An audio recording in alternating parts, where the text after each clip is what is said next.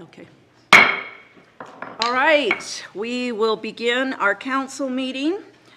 It's a regular council meeting here at on Tuesday, September 13th, 2022. We welcome all of you that are here. We appreciate your attendance, and we welcome those who are viewing us on the YouTube channel. We will have an opening with our Councilman Carl Ward, please. Thank you, Madam Chair. I'll do my opening in the form of a prayer. Our Father in heaven, as we gather together tonight to discuss the business of Cache County, we express to Thee our gratitude to be able to be citizens here, to be able to enjoy the bounties of life which are here, the goodness of the people around us, for the blessings of the free government with which we live. We ask You to bless us in our deliberations tonight, to be guided by Thy Spirit, to do those things which will be best for the benefit of the county overall, and that we'll be mindful of the budgetary process and of the needs of the citizens, and be guided in the things that we do. We seek Thy Spirit to be with us at this time. In the name of Jesus Christ, amen. Amen. Will you stand and join me in the Pledge of Allegiance?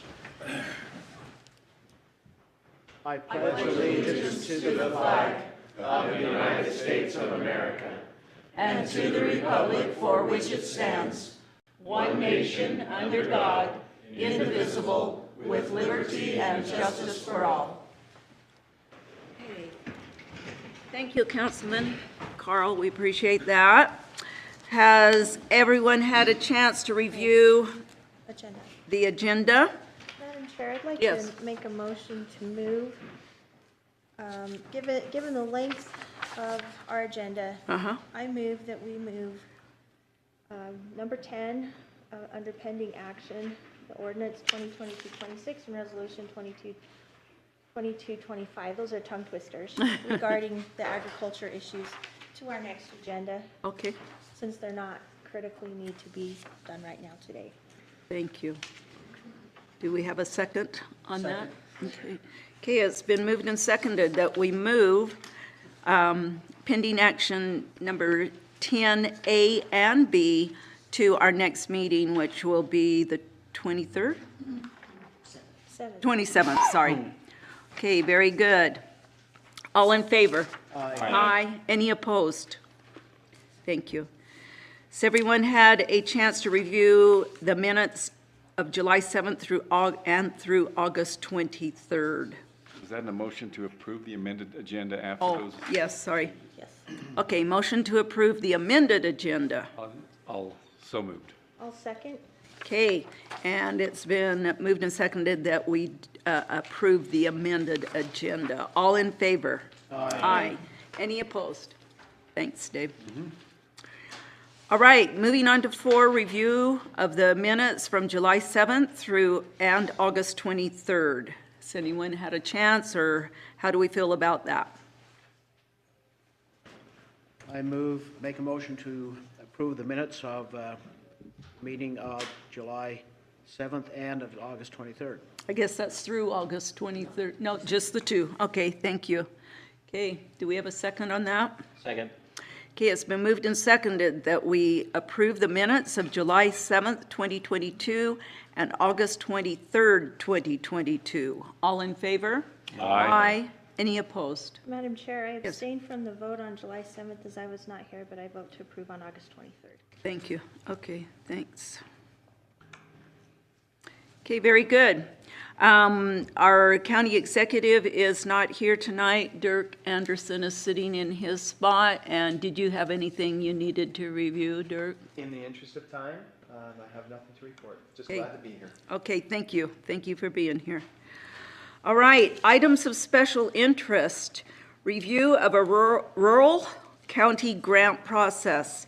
Mr. Sean Milne, our Economic Development Director. Thank you, Sean. Thank you, Madam Chair and Council. And while I'm getting my papers here, I just want to say thanks to Councilman Ward. I really appreciated his opening thoughts. All right, well, it's that time of year that the state, as you likely recall, has funded the position that I occupy for Cache County doing economic development. There has been a general fund contribution, but the vast majority of this position and other activities that we do on behalf of economic development is funded by the state of Utah through GOED, as they used to be called, Governor's Office of Economic Development, or GOEO today, Governor's Office of Economic Opportunity. They have a rural county grant, or RCG, as it's been shortened to, that they utilize to fund counties of the 3rd through 6th class.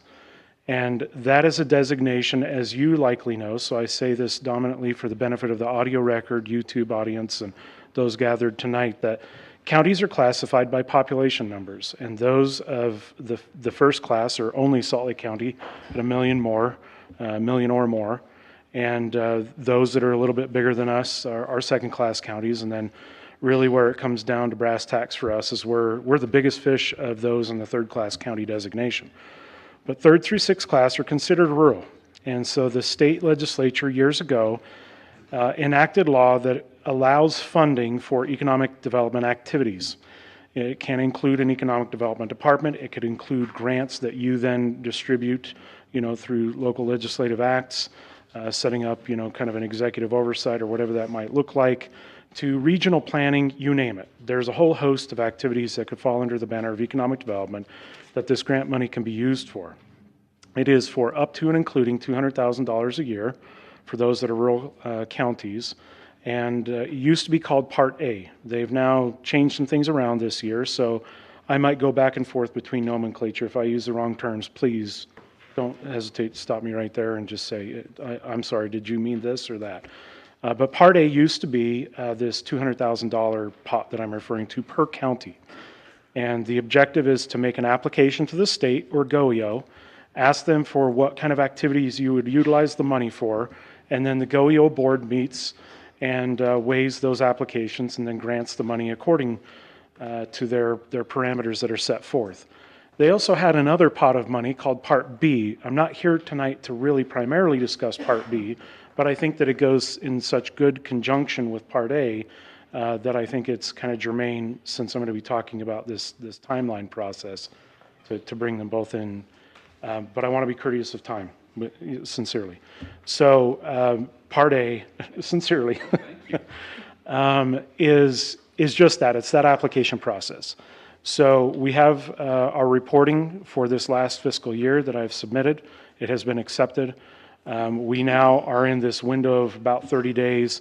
By October 1st, we need to submit our application for next year's funding, next fiscal year's funding.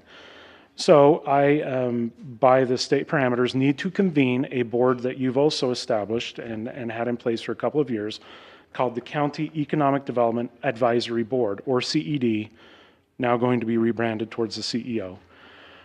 You have 2 council members that sit on this, and there are 11 total members. You have Councilwoman Gina Worthen and Councilman Paul Borup that sit on that, as well as Executive David Zook and a number of other stakeholders in economic development throughout the county. They will meet, they need to meet by state statute and convene with the purpose of advising you, the local legislative body, on what those economic activities ought to be for the application to go forward. I'm here tonight to remind you of this process because at your next meeting on the 27th, I will be asking for a vote on their recommendations. In the meantime, I'm also encouraging you to act through your agents, your proxies, as a collective body through Paul and Gina to give their input, your thoughts, any kind of expressions that you might have for that advisory board to meet and weigh what options they might want me to apply for on your behalf, on the county's behalf, okay? So that succinctly is why I'm here tonight. Remind you kind of what the process is, what the dollar amounts are, let you know that I'll be asking for a vote at your next meeting. And it could just be that succinct. Now, Part B will be forthcoming. When they find out how much money they will have awarded through Part A, in addition to a big aggregate pot of money that the state has put towards this rural economic development kind of program and paradigm, when they subtract out what the rural counties have asked for in Part A, they're left with a remainder, and the aggregate remainder of like that overall many millions of dollars. And last year it was a few $1 million. They ended up with many more applications than they could fill.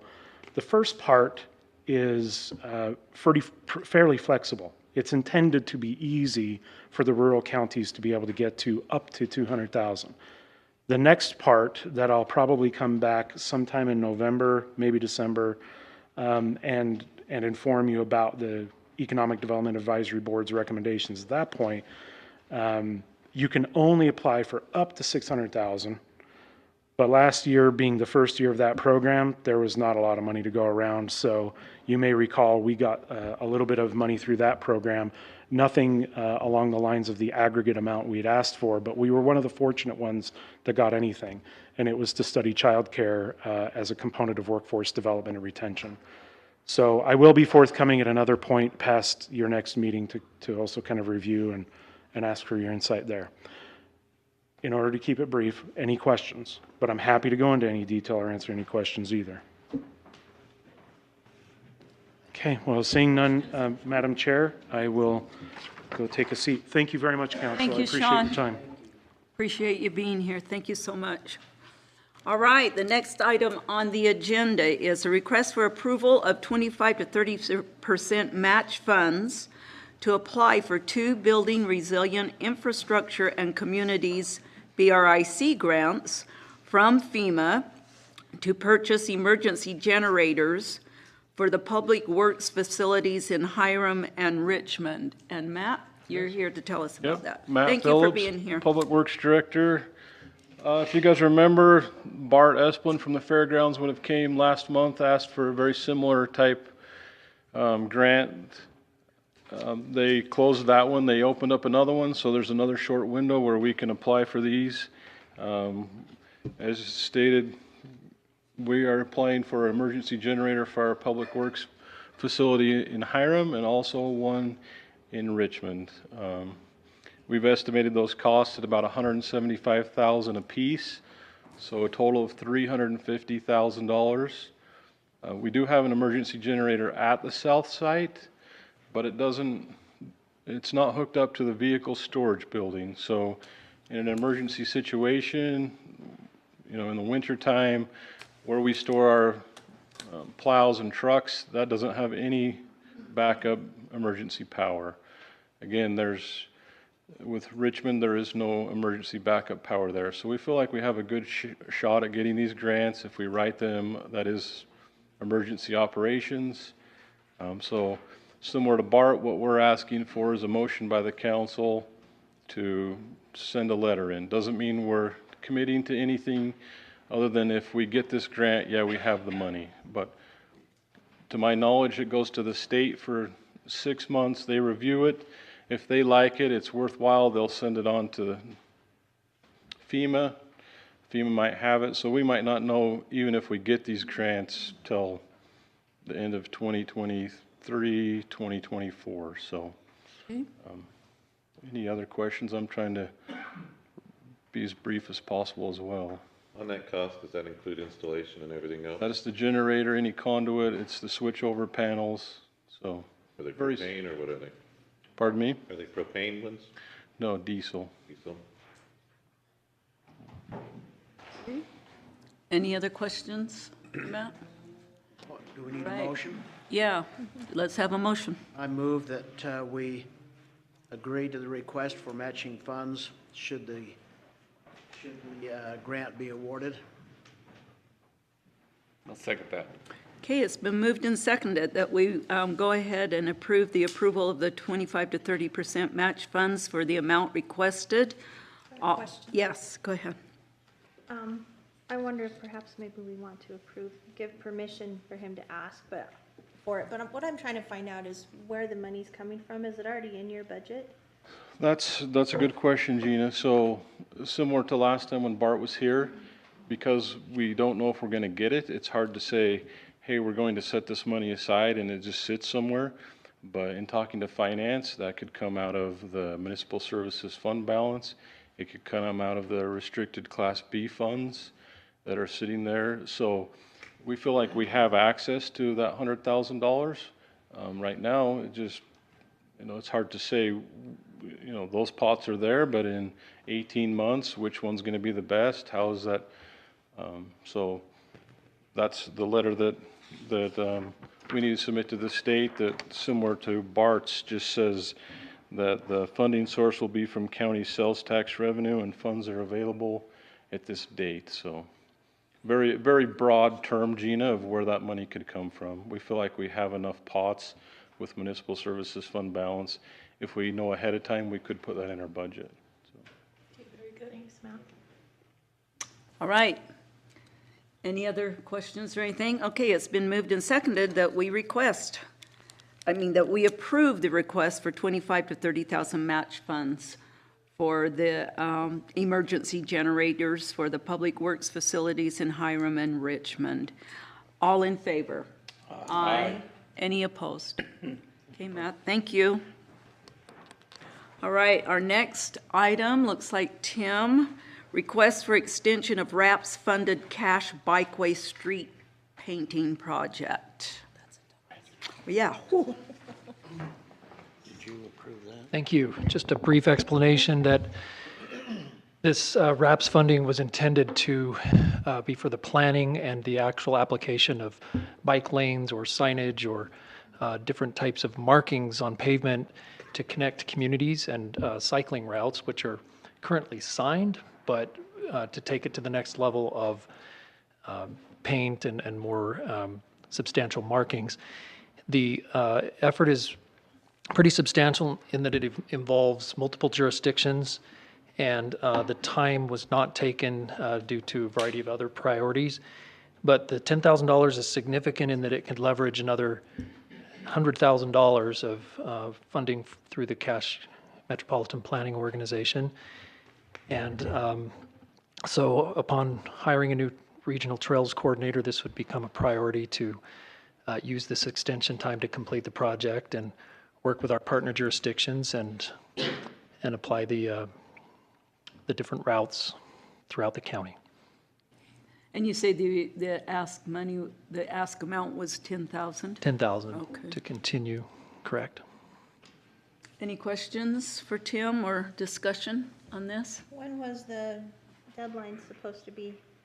I believe that was just a few months ago, to April, So you're asking for an extension for Extension. how long? 18 months.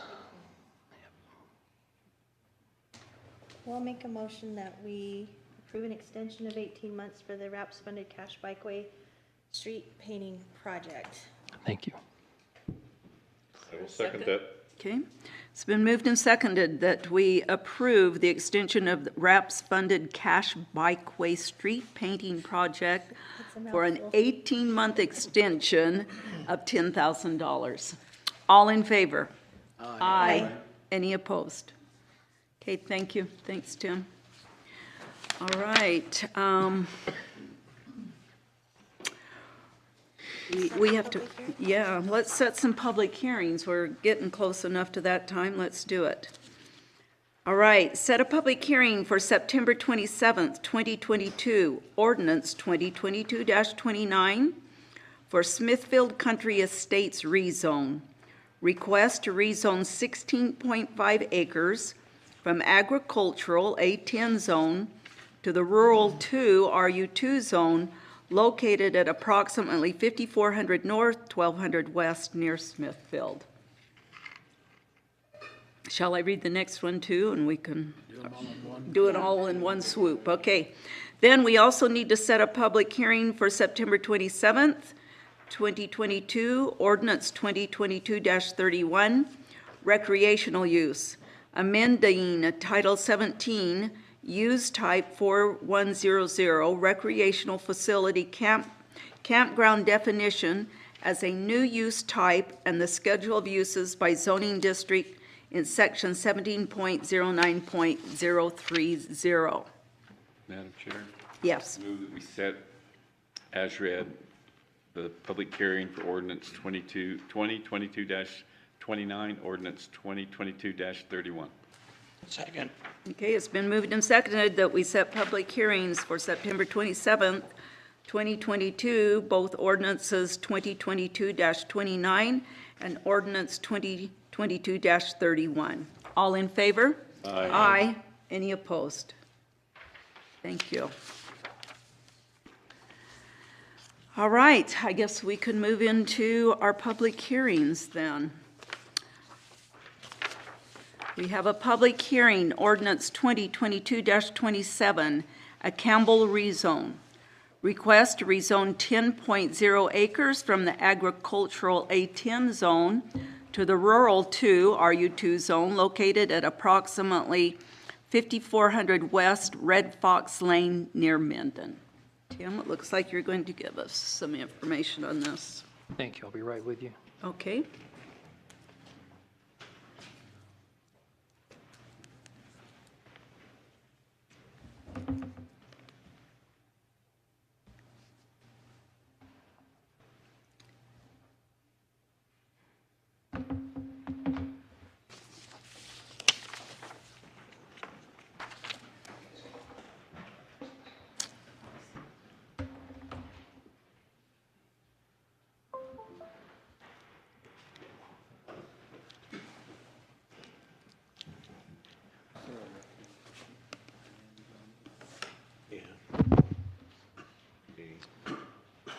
All right, thank you. For your consideration this evening is a rezone request for property, about 10 acres of property located at approximately 5400 West and Red Fox Lane, south of Menden. The request is to rezone from the A10 to the RU2 zone.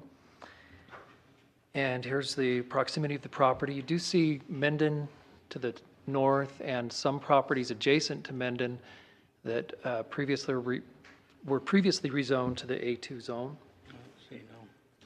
Here's a visual of the property, the 10 acres, fronting 5400 West, and then Red Fox Lane is the intersection that you see here at the northeast corner of the property. And just an analysis of the development surrounding the subject parcel. You see adjacent parcels with limited development averaging about 9 acres. And then a quarter-mile buffer beyond that would be parcels with a home about 3.6 acre average and parcels without a home 13 acres. 25 acres, parcels would be about 13 acres average. And then we get to the half-mile buffer and you see, again, 3.4 acres average parcel size. And then we start to see homes within the Menden, within that half-mile buffer, which keeps the lot size more in the lower or smaller lot size average there. In discussing this and reviewing it with the Planning Commission has recommended denial unanimously, and this is based on considerations and conclusions that the rezone is not adjacent to the municipality. One could state that it's not far away from those adjacent parcels, but there is a concern of setting a precedent for increased density. And in particular along 5400 West Minor Collector Road, but in terms of county-wide, the lack of understanding and guidance in the current general plan as to where there could or should be RU2 zones. Planning Commission didn't feel to set the precedent here and with some other rezones. And then the new general plan is encouraging approaching density increase through incentives for cluster development or development transfers, and that in cooperation and collaboration with adjacent communities. So based on that discussion and conclusions, that's the Planning Commission recommendation. I'm happy to respond to any questions. Any questions? Okay, this is a public hearing. Is there anyone that would like to address this? If you'll please give us your name as you come up. Appreciate it. Thank you. I did fail to mention that Menden City was noticed of this and we did not receive comments back from the city. Okay. Thank you, Tim. Hello, I'm Donna Campbell, and this property is very near and dear to me because I'm fifth generation. My family has owned this, and we are moving forward with the next generation that is anxious to build and to come to this area and be close to us. We are very aware of affordable housing and the need for that, and feel like we are completely surrounded to the north, south, east, and west within a half mile of many other homes that are on far less than 10 acres. And the only answer that we were given as we presented this the first time, as we listened, was that they just weren't ready. But I want you to know that everyone that touches this piece of property that is looking for their future generations to develop is looking and much more interested in an R2 rather than a condensed Mendon City situation with 5 8-acre lots. And it's very important to me as a landowner that this not be high density and that my family is able to come and develop on about 2-acre lots, somewhere in that, and we badly want to see it rezoned to an R2. We have others that are here this evening and others that came to the first meeting that we have spoken to that are all touching this property, that are in favor of this and wanting to see things move to an R2. So I've asked a couple others to come and speak to this also this evening. I'll let you. If you'll give us your name, please. Thank My name you. is Michael Richardson, and as a person who's trying to kind of move into the area, who's been in the area before, and I know many of the others that are trying to move in, most of us aren't finding any places there where we can stay around our family there. Most of us are living in basements. There's a lot of us that are just trying to find any place that we can rent. Most of us are renters because we don't want to leave that community. The community is so near and dear to us. The safety of our children, the legacy of being around family and being part of that community that we love so much. It's very difficult to even find places where we can locate. We have the means to purchase things, but there's just not that stuff available. And we'd also love to live on the family land that has been in the family for so long.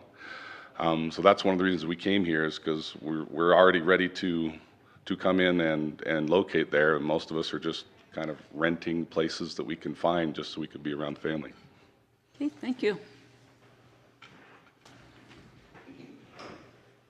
Hello, my name is Kelly Richardson, and I am the daughter of Donna Campbell, and we are the next generation who have so loved Cache Valley and want to be here. And so our hearts are deeply invested in wanting to see this developed responsibly and in a way that we can share it with beloved neighbors and the next generation of other family and dear friends and neighbors in the community.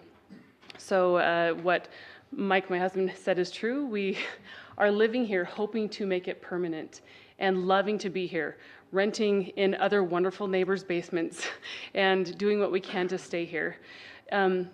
I'm not sure if I would know how to navigate, or Mr. Watkins, if you'd be so kind to jump back to, I'm pretty good with the computer, but I don't want to ruin what you've done. Up arrow, down arrow.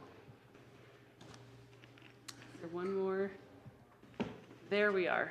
If you'll see, there's a lot of blue, but if you'll see the perfect square lot that we are, it is precisely 10 acres, and it is right on that minor collector road, 5400. And then there is Red Fox Lane that will be a county road that is a beautiful access to that. Hardman land touching that Red Fox Lane, also the Jacobs, dear neighbors, also the Ludlows, who own all surrounding this, even across the street on 5400 West, are all in complete favor of having this be developed for family homes of people that live and love it here. So, and if you look closely, nearby there are much smaller lots. Yes, this is family land surrounded in agricultural, but very, very nearby, not even more than a half acre, you see 1.5 acre lots, 5/8 acre lots, 1 acre lots. We would like to keep it maintained at a 2 acre lot so that that area is preserved for family, but also very responsibly developed. So that's the intention and the hope. Thank you for letting me use a visual. It's just a sincere wish, and we are thankful that the council would hear us again and hopefully give us more than just a simple response of perhaps not at this time. If that is still the sentiment, I would hope that we look at the map and realize there is a yellow piece of property that's quite triangular, if you will, that has just been approved, that's within a stone's throw of our family land. We would so love to join those neighbors and develop responsibly in that same fashion. So thank you so much for listening, and I'll turn it over to another wonderful neighbor. Okay, thank you. My name is Luke Anderson. I grew up in Mendon. My grandparents, my grandmother, Doris Anderson, still lives there. My mom and dad, Thane and Susan Anderson, live there. I have a brother and an uncle. I very much grew up in the community. I left the nest and went to Logan, and I found my beautiful wife, who is a teacher at Mountainside Elementary in Mendon. My mom is a teacher at Mountainside Elementary in Mendon, and we would love to join the community. And we had this opportunity with the Campbells to do some responsible developing in that area. And that would be our hope, is that we would be able to have, something like a 2-acre lot and keep that, semi-rural. A 10-acre piece is just out of our affordability range, right? I'm a contractor, my wife's a teacher, we do okay, but we can't afford a 10-acre piece to try and move back to the hometown that I grew up in. There is also something that I did notice. It says 5400 is a minor collector road, but I did notice on the GIS it is labeled as a major collector road. I don't know if there's something to be said about that, or if I'm just misreading that, but on the parcel viewer it does show it as a major collector road. There is a school on that road, in that corridor, Mountainside Elementary. My wife and daughter go to school every day, but I would greatly appreciate an opportunity to come back to Mendon, where I grew up, and be able to build a home. I know my dad built 4 of the surrounding homes right by there, and I was able to build the Campbell's home 4 years ago, and I would love to build another home there. Thank you for your time. Thank you. Other? My name is Lane Jones, and I'm interested in purchasing a lot out there. I live in Logan, and I live on about a 0.14 acre lot, so not a lot of room to roam around. And we've been looking in the home market we got into the wrong time to kind of upgrade about a year and a half, and prices are just insane, crazy. And I wanted, if I can on that property, I've told I'm pretty sure we can have chickens and goats and stuff on there. So kind of that rural feeling within a decent price range, so that I can raise my kids with those values. Because I grew up in Mount Sterling on a farm, and I want my kids to have that same thing as I did. So thank you for taking time to listen to me. Thank you. Any other on this topic? All right. Any comments from the council? Move to close the public hearing. Second. Okay, it's been moved and seconded that we close the public hearing. All in favor? Aye. Aye. Any opposed? Okay.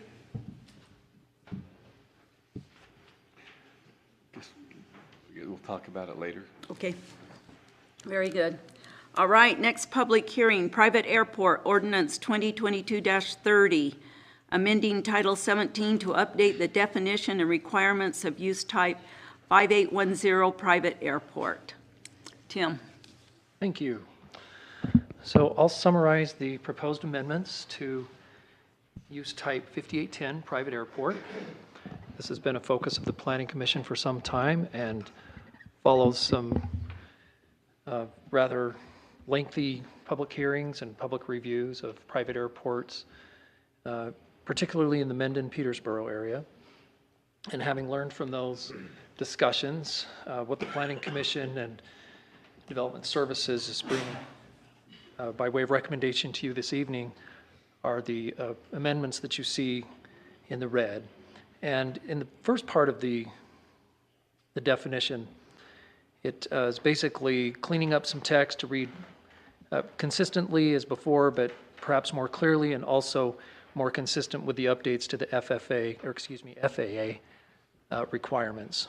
So for example, no longer requiring a copy of the airport master record, and changing the design criteria from Form 5300-13A to 13B. So with those technicalities covered there, the substance of this ordinance change is the location, which states that the airport and following must be located within the boundaries of property owned by the proponent, or that is within a recorded easement. And this is very key, and areas related to the land use and associated with the required design criteria as specified in noted FAA Airport Design Advisory Circular in item 1B above. So that's for your discussion and consideration this evening. Thank you. And can I ask you two questions Sure. that maybe are pertinent to the public hearing? The first question is, are airplanes allowed to land anywhere, no matter if there's no airport zone here in our county? And the second is, did the planning and zoning consider a runway safety area requirement where there would be like beyond the property owned by the airport owner, there would still need to be safety area of like 1,000 feet or something like that? Thank you.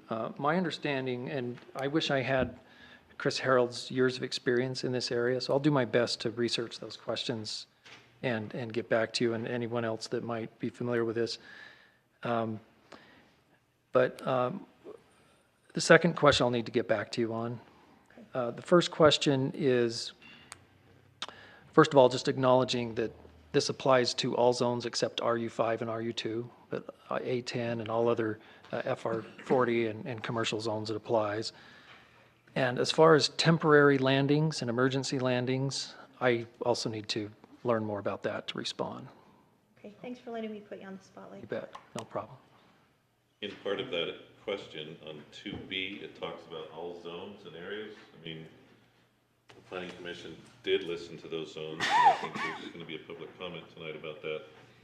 There's where we ran into issues. And so they came back and saying that now the property owner who's going to want the airport has to control those zones and that, so that there's some safety on that. I hope that answers that question. A little bit, thank you. Maybe, The planning is exactly right. The approach zones, all of that would be required by the circular, the FAA Airport Design and Advisory Circular. The approach zones, safety zones, all of that area would need to be owned by the property owner or within a recorded easement in favor of the property owner or the proponent. Thank you. Okay. There is an allowance of, I can't quote it, but there is an allowance of once or twice an airplane can take off or whatever. What is that? I don't recall the Very specifics on that. minimal as to what the airplane or can do on that without having got approval for an airport. Thanks, Nolan. Thank you, Nolan. Okay, thank you, Tim. This is a public hearing. Is there anyone here that wants to address this issue?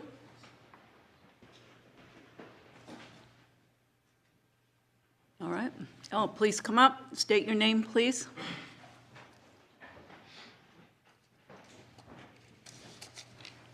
Thank you, Madam Chairwoman.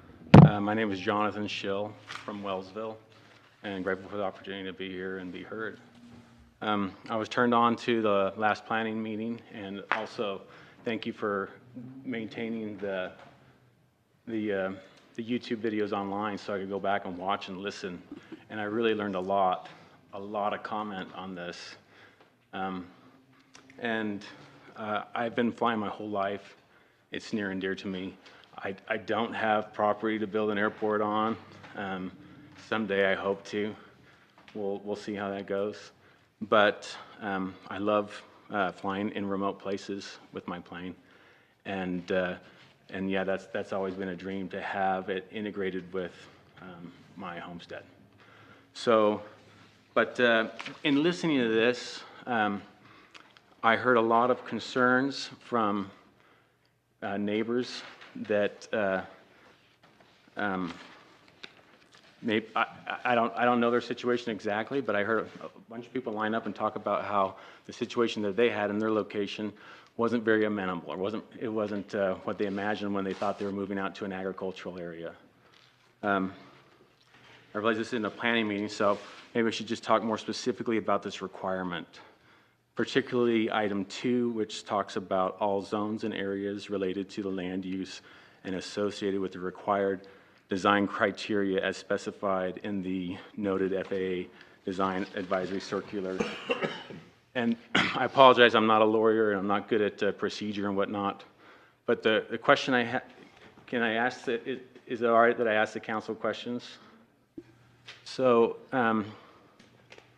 would all airports, including existing airports, be required to abide by this? I don't know. That's a John question. Yeah, that's a John question. Retroactive, Right, John. wouldn't they be grandfathered? Off the top of my head, and I'd want to do some more research before being definitive, but I would guess that existing airports would be grandfathered in, but I can't say that definitively. I'd want to research that. That would almost be the understanding because they're under the CUP, right? They already have a permit. So with the CUP, you can't really pull it unless, that's what we went through for many meetings in the past on the airport out in this area. So I would suspect, and I'm not the authority, but if they've got a CUP, I don't think we can take that away. I mean, that's what ended up on this one in Mendon was the CUP was pulled. Okay. So right now, and I don't know who has a CUP and who doesn't, but the way I see it, there's 4 private airfields on in the county that are on the VFR sectional, and there's 1 public airfield, and that's Logan Cache Airport. And as it's written right now, the best that I can assess, it looks like Logan Cache Airport doesn't comply with this regulation. I see that there's land that is purchased south of runway 35. Nevertheless, this runway protection zone that's discussed, it actually expands like a funnel, however you want to look at it, a funnel coming into the approach end of the runway. And as it, for the type of aircraft that land at Logan, Category E aircraft, it is actually trespassing over, that RPZ includes, I think it's a Bob Shed LLC property and a Bron Silva property. So I don't know if Bob's called you and said, hey, the airplanes are really bothering me at Logan. But I think in all seriousness, from what I heard in the last planning meeting, that really that there's a concern here that maybe isn't so much about who owns the farm adjacent to where this aircraft's taking off, or who owns the storage units that are immediately southwest of the airport, or that vacant lot. It's more who's flying over my house, who's flying over my kids. Now, when we talk about intrusions, and if you wish, I do have printouts of what the RPZ looks like on runway 35 at Logan. I don't have Bob's property, but I made copies if you'd like to see that. To me, there's one difference here. We're talking private airports versus Logan Airport. Yeah, so should a private airport have, for example, at Logan Airport, they recently increased, they shut down the runway so they could tear away 2 inches of asphalt and add back 4 inches of asphalt so that 737s didn't have to sign a waiver to land here when they bring in the football teams. So that's a different hearing. I apologize for that sidebar or segue. But should a public airport need less protected area that has a 737 that weighs 150,000 pounds and has 2 engines that make over 30,000 pounds of thrust than a private airport and a farm with an airplane that maybe makes 300 horsepower and weighs 3,600 pounds? We're talking an order of magnitude, multiple orders of magnitude difference, and yet Logan Airport wouldn't meet that criteria. So we're taking an advisory circular that the FAA generated to create all kinds of airports, like Salt Lake International Airport. Y'all have seen it's 440 pages, and that's just the beginning. But, excuse my cotton mouth here. I should have grabbed some water before I stepped up. I'm not very good at this. But big picture, that's my thought. Really, should Farmer Joe's airport on his farm, should it require a greater runway protection zone than Logan that has 150,000 pound planes flying overhead? And right now, that even if you categorize the Logan Airport and say it's a private airfield that only services single engine planes and doesn't have an instrument approach, even if you look at those numbers, the highway itself still would fall in the runway protection zone of that. And you have buses of kids going on the highway. So my point is, when I heard the planning meeting, I heard, you know, the FAA's already figured this out. It's in an advisory circular. We just need to update the language and adopt the advisory circular. The question is, what's the job to be done by that advisory circular? And that is to create public airports, not necessarily private airports. And, excuse me, moreover, I think it's really most important that all those citizens that I heard in that planning meeting are actually heard, in the sense of what was the issue? And I don't know, I don't live out there, but really what it comes down to it is residents. Like I said, nobody cares about, I mean, maybe people care, not many people care about the storage unit being close to the airport. But the idea of an airplane flying directly over your house, 5 feet or something, that gets a little offensive, and I get that. So, I guess if I were to, you know, as a citizen of Cache County, my hope would be that there wouldn't be questions about what a runway safe area is or what a runway protection zone is. It may sound like a good idea, but the devil is in those details, and you just shut down all these airports. And quite frankly, as far as like, again, I'm not a lawyer, but I feel like there's a sense of, there needs some sense of equality, or that it's not equitable that airfields like Logan Cache Airport can exist with the heavy traffic that they have and not abide by the rules. But some farmer wants to start a new airfield, and he cannot because we have these new onerous rules. Okay. My hope would be the focus would be on residents. Maybe no residents in the RPZ, or maybe we make RPZ some % of this advisory circular for public airfields. Okay, thank you. Thank you for your comments. Anyone else want to address this? Move to close the public hearing. Second. Moved and seconded that we close the public hearing on the private airport ordinance 2022-30. All in favor? Aye. Aye. Any opposed? Thank you. All right, the next one is a public hearing on the Cache County General Plan.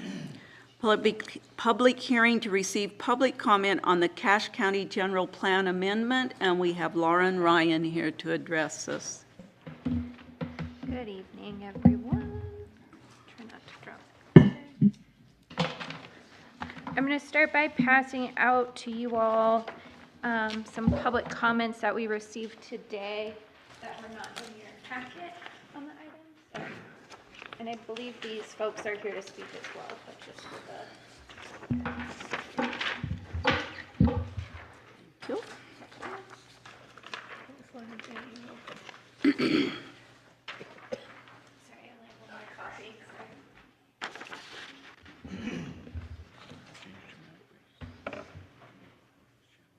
Thank you. All right.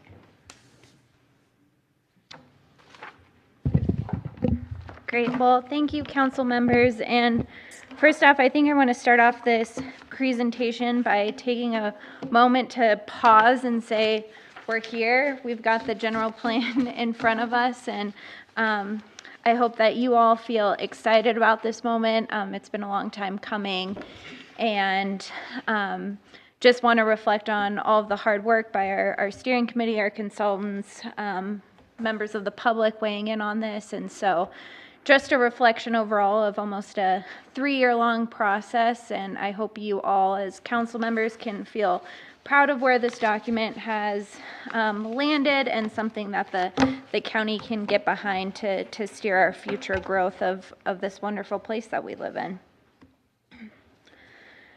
So just as an overall reflection of where we've been and where we are, like I said, this has almost been a 3-year-long process. I've had the opportunity to be a part of it for almost 2 years now, and so you know, we've worked really hard to engage the public on this general plan, work with the steering committee and various stakeholder groups to to draft this general plan and vision for the overall growth of Cache County going forward. So this evening, tonight, we'll be hearing public comment on the general plan, which is reflecting our policies, goals, and strategies for growth. The second document that we'll be having public hearing on this evening is the Regional Collaboration Plan, which is a supplemental and supporting document to the general plan.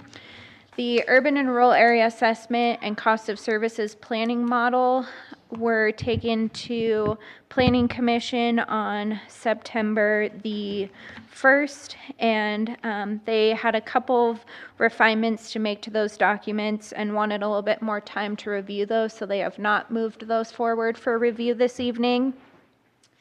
So where we're at with that is the council this evening could vote to move forward with the general plan and the supporting regional collaboration plan. I think we recognized when taking these to Planning Commission that these were a lot of documents to get through at one public hearing. So I think they kind of recognized, the commission that is, that it was difficult to get through everything at one public hearing. So that's why this evening, you will just be reviewing the general plan and regional collaboration plan. And just want to emphasize that the general plan is really the main document and kind of is the most important to get adopted, where these other three documents are supportive of that plan. And in regards to the general plan and regional collaboration plan, that was taken to Planning Commission on August 4th and was passed unanimously, and we only heard one public comment at that hearing. So again, the general plan is an advisory document that guides the future growth of the county. It will be used as a guiding tool for future implementation strategies in the form of potential zoning code updates. This update, we hope to achieve actionable strategies and policies so that the plan will be utilized going forward. And it does not change or create any new regulation or requirements, but recommends new policies and implementation strategies. So the general plan, we've laid it out: introduction, plan direction, countywide goals and policies, future land use plan, implementation and plan management, and appendices. So the introduction section lays out the purpose of the general plan, how it should be utilized as a decision-making tool for Cache County Council, Planning Commission, and the municipalities. The plan direction section provides the mission, vision, and goals of the plan, along with the public outreach effort summary that we've completed throughout the process. These guiding principles are based on the feedback that we've received from the public that really steer and guide this plan. Those guiding principles are heritage and stewardship, regional collaboration, valley connectivity and transportation, active lifestyles and recreation, and economic vitality. So once again, these really help to guide the framework of the general plan going forward and are a basis of the policies that are outlined in the general plan. The policy framework element section of the plan supports the county's mission, vision, and guiding principles with goals, policies, and strategies. We then get to the future land use map section of the general plan, which help to guide growth and future development and sets a pattern of where potential future zones should exist within Cache County. The implementation and adaptive management portion of the plan provides the implementation strategies to implement the goals and policies as outlined in Chapter 3. So this will really be a focal point for planners and development services and how we move forward in actually implementing the general plan. So since this is a public hearing, I just want to emphasize what we've done to engage the public. I know I've shared this a number of times with you all, but just want to emphasize that I think this plan really, matches the goals and intent of what we heard from the public throughout the process. So we did a number of stakeholder interviews. We did a visioning outreach. through the form of a survey. We did a video contest, and in the beginning, this was all really done online due to the pandemic. The kickoff was a little bit difficult to engage the public, but we did our best to manage through that time. We also had a choices outreach, so that helped to inform the draft policy and implementation strategies, and it also helped to form the mission and vision statement.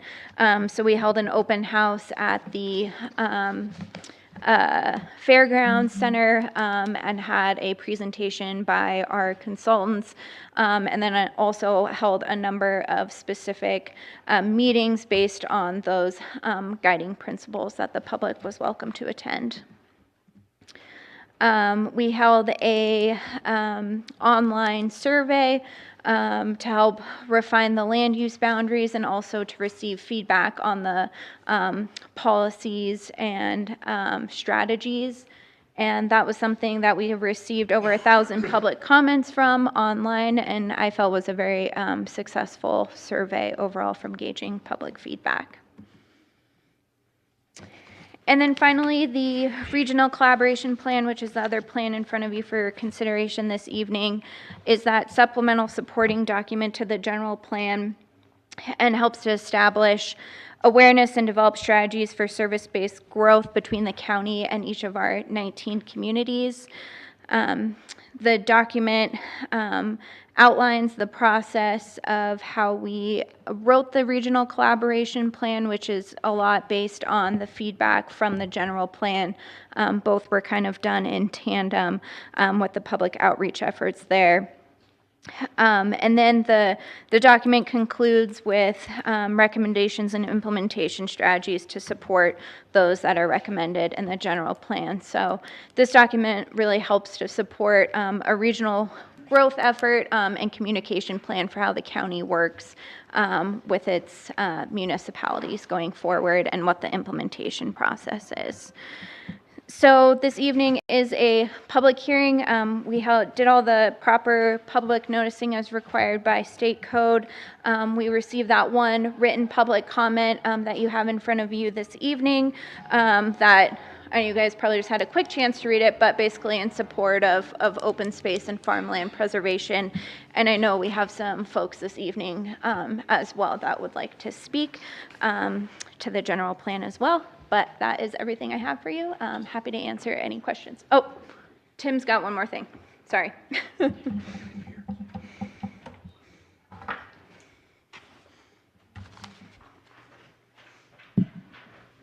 Thank you, Lauren, and I just want to thank Lauren for her tireless effort in working to engage so many and be the conduit through which so many have been able to share their voice and help to shape this future policy guide.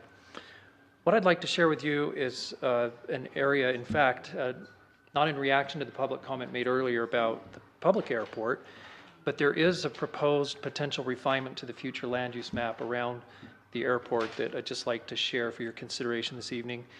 And as it does tie to a comment made earlier, I just want to share briefly the inner approach zone, which is the blue hatch area, as well as the approach zone, which is the green area.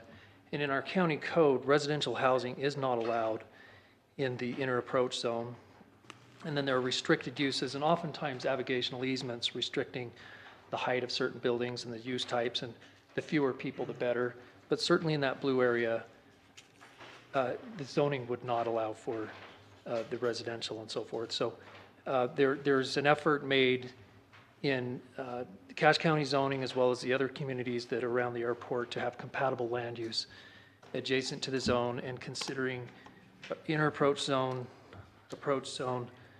and the noise contours and the various aspects are related in the zoning. But with that in mind, I would like to share some additional perspective around the airport as it relates to the future land use map of the general plan. And you're looking at a zoomed in portion of that future land use map, south of Smithfield, west of Hyde Park. And the area that's kind of highlighted in red with the arrow is the only area planned in the unincorporated county for future industrial. The area of blue, which is the industrial color that's kind of, the taller extension is the actual airport runway. And so in looking at that, and you'll see that this relates to potential comment to be presented after the hearing or as part of the hearing, that we've looked at Smithfield's future annexation area, which is kind of that turquoise color.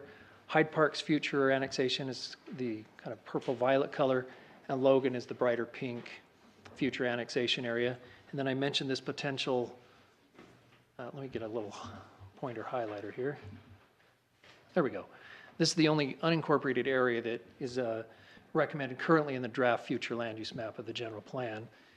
And so for consideration, and oftentimes around airport planning, there is compatible industrial warehousing, industrial uses, and in some cases, wholesale businesses that relate to the function of an airport and the transport of goods and services and so forth. So the question is, should there be a complete ring around the actual airport authority in terms of planning for future industrial uses? And you see how it relates to Logan's planned industrial uses. That's in fact why they're kind of the pink color. Hyde Park plans to the extent that they have the services available, but some of these areas, including Smithfield, are difficult to service with respect to current sewer and water. So that's a question, and then in context of the intensity of noise and use compatibility adjacent to the airport.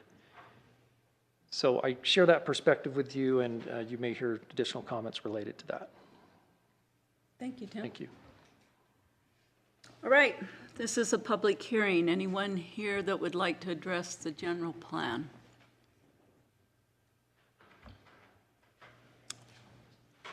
Yeah, if you'll come up and state your name, please.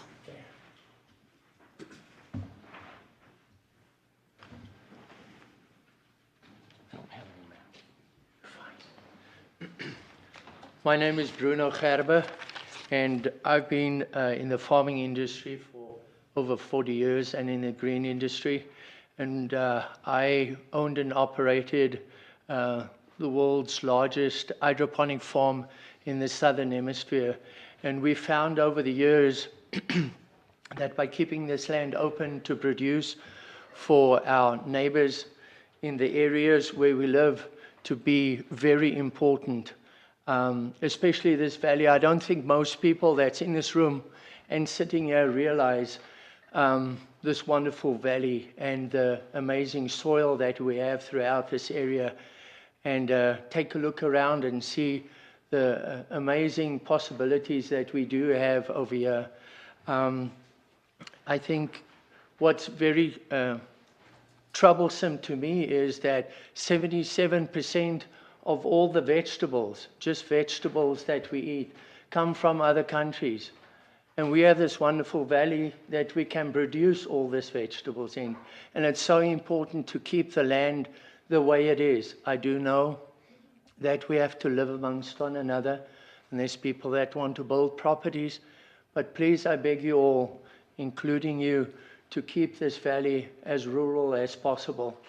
We have wonderful opportunities. We have a massive big university where we can refer to, find out testing of soils, having questions in difficult times as farmers where we can address and speak to the university and get all the answers we need from them. I think that is really important, and that within itself is a great benefit to us and future farmers that want to farm in this area. I think we lack specialty farming in this area where we can concentrate on just not fruit or vegetables, but other things where tonight when you all go home and you sit at the table that you're going to eat from that. And wouldn't that be great that we can produce that right here in this valley? I think that is super important to us. I think we can live amongst one another in a real good way and still be able to be neighbors to one another for those that want to develop and for those that want to farm. I urge all of you that we remember that and keep that in mind. One more thing. We have single mothers in this area that struggle to work a full-time job. We can employ them as farmers either early in the morning or late in the evenings and keep this money here in Cache Valley. And remember that the food we eat and the specialized farming practices that can be practiced in this valley can be used by us, and that the finances can be kept here in this valley. Thank you. Anyone else? Please state your name when you come up there. My name is Amy Gerber. Hope I didn't knock that off. I am a Cache Valley native, and I am in support of the preservation of farmland and agriculture in Cache Valley. In a time when food, energy, fuel, and transportation costs have skyrocketed, and much of our food is imported from other states and other countries, we need to support the preservation of farmland here. Why should we be consuming products that are grown and produced in other countries when we could be producing the same but fresher and using the same or better practices right here in Cache Valley? We need to be promoting and preserving active local farming here in Cache Valley through clustering and density incentives and the support of value-added industries. We can open doorways for farmers to be able to maximize their space and therefore be able to create more revenue and produce more local food for our community. By combining soil farming, high tunnels, and hydroponic greenhouses, we can drastically increase volume, quality, nutrition, and water conservation, and drastically reduce waste. A 5-acre farm can produce hundreds of thousands of pounds of food year-round with as little as 1/10 of the water consumption with proper resources and practices. As farmers, we will not only be producing healthy local food, but we will be purchasing our materials and increasing commerce here in our own communities, increasing the cycle of revenue and prosperity. Let's take advantage of the agricultural university, bring in more experts in farming technology, increase the greenhouse programs, creating a win-win relationship of learning and growth. Let's support the farmers and make it easier for them to run successful farms, to boost our economy and make Cache Valley a center of commerce and health. I am in support of development clustering, preservation of natural resources, and lowering of restrictions on farmers and farmland. I'm in agreement with detached accessory dwellings to support the logistics of both agriculture and agritourism. And I encourage you to implement these things on the updated general plan. Thank you. Any other comments?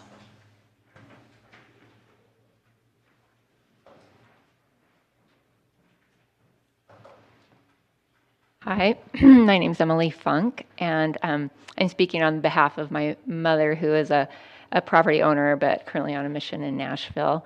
And that's my brother, so I'm Emily Schill Funk. I want to speak in support of the cluster development and the density bonuses. She has about 100 acres near the Heritage Farm that we could all, as siblings, develop homes on, but it would severely limit the amount of agriculture that could be produced on that land. We would like to keep it as agriculture as possible, and that would be possible with that density bonus to keep that feeling. I totally agree with the people who spoke before me. Coming from Arizona, we understand the groundwater is precious, and alfalfa is really draining to groundwater, much more so than homes, as I'm sure you know. But the hydroponics and kind of the innovations in farming just need to happen. And anyway, but my main point is I just want to speak in support of the cluster development that Tim has proposed, and also just compliment Tim and his staff for being so helpful to us as we're moving forward to develop some land there. I'm really impressed with Cache Valley, so thank you. Thank you. Anyone else?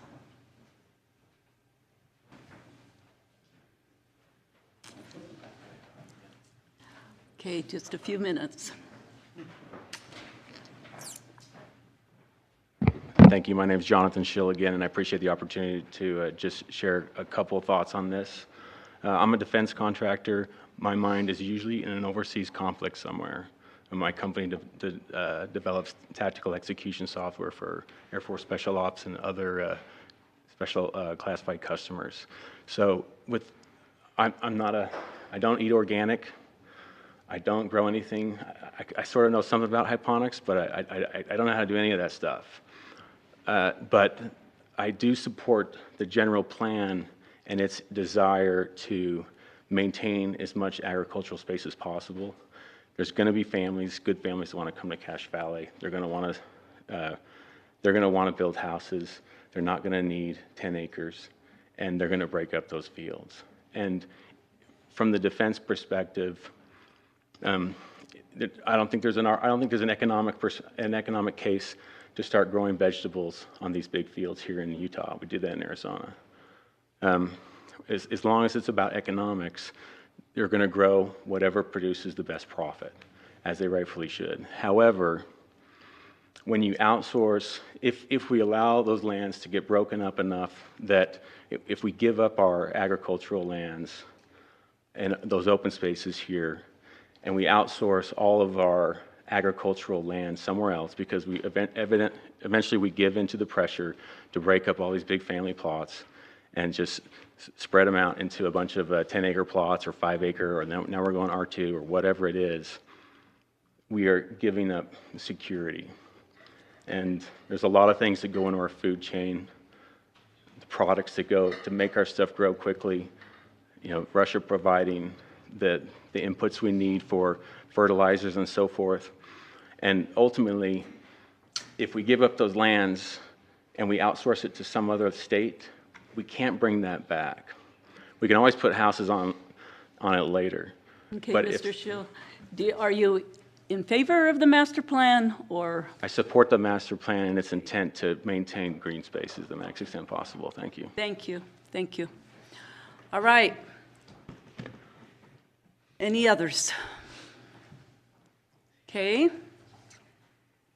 I'll make it fast. All right.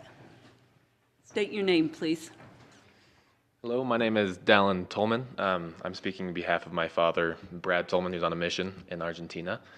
And we have a lot of the similar thoughts as everybody else. I grew up in Young Ward, and we have a chunk of land out there between 400 and 600 acres. We lease some. And growing up, I've loved the environment that it has, the feel, everything about it, and we're in favor of the density and cluster proposition that's been in the plan. We feel like it allows people to also experience that with a little bit of growth while preserving the feel, preserving the agriculture, and what really is the heart of Cache County. Okay, thank you very much. Thank you. All right.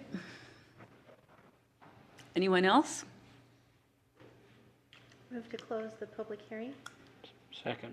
Okay, it's been moved and seconded that we close the public hearing for the Cache County General Plan. All in favor? Aye. Aye. Any opposed? Okay, thank you.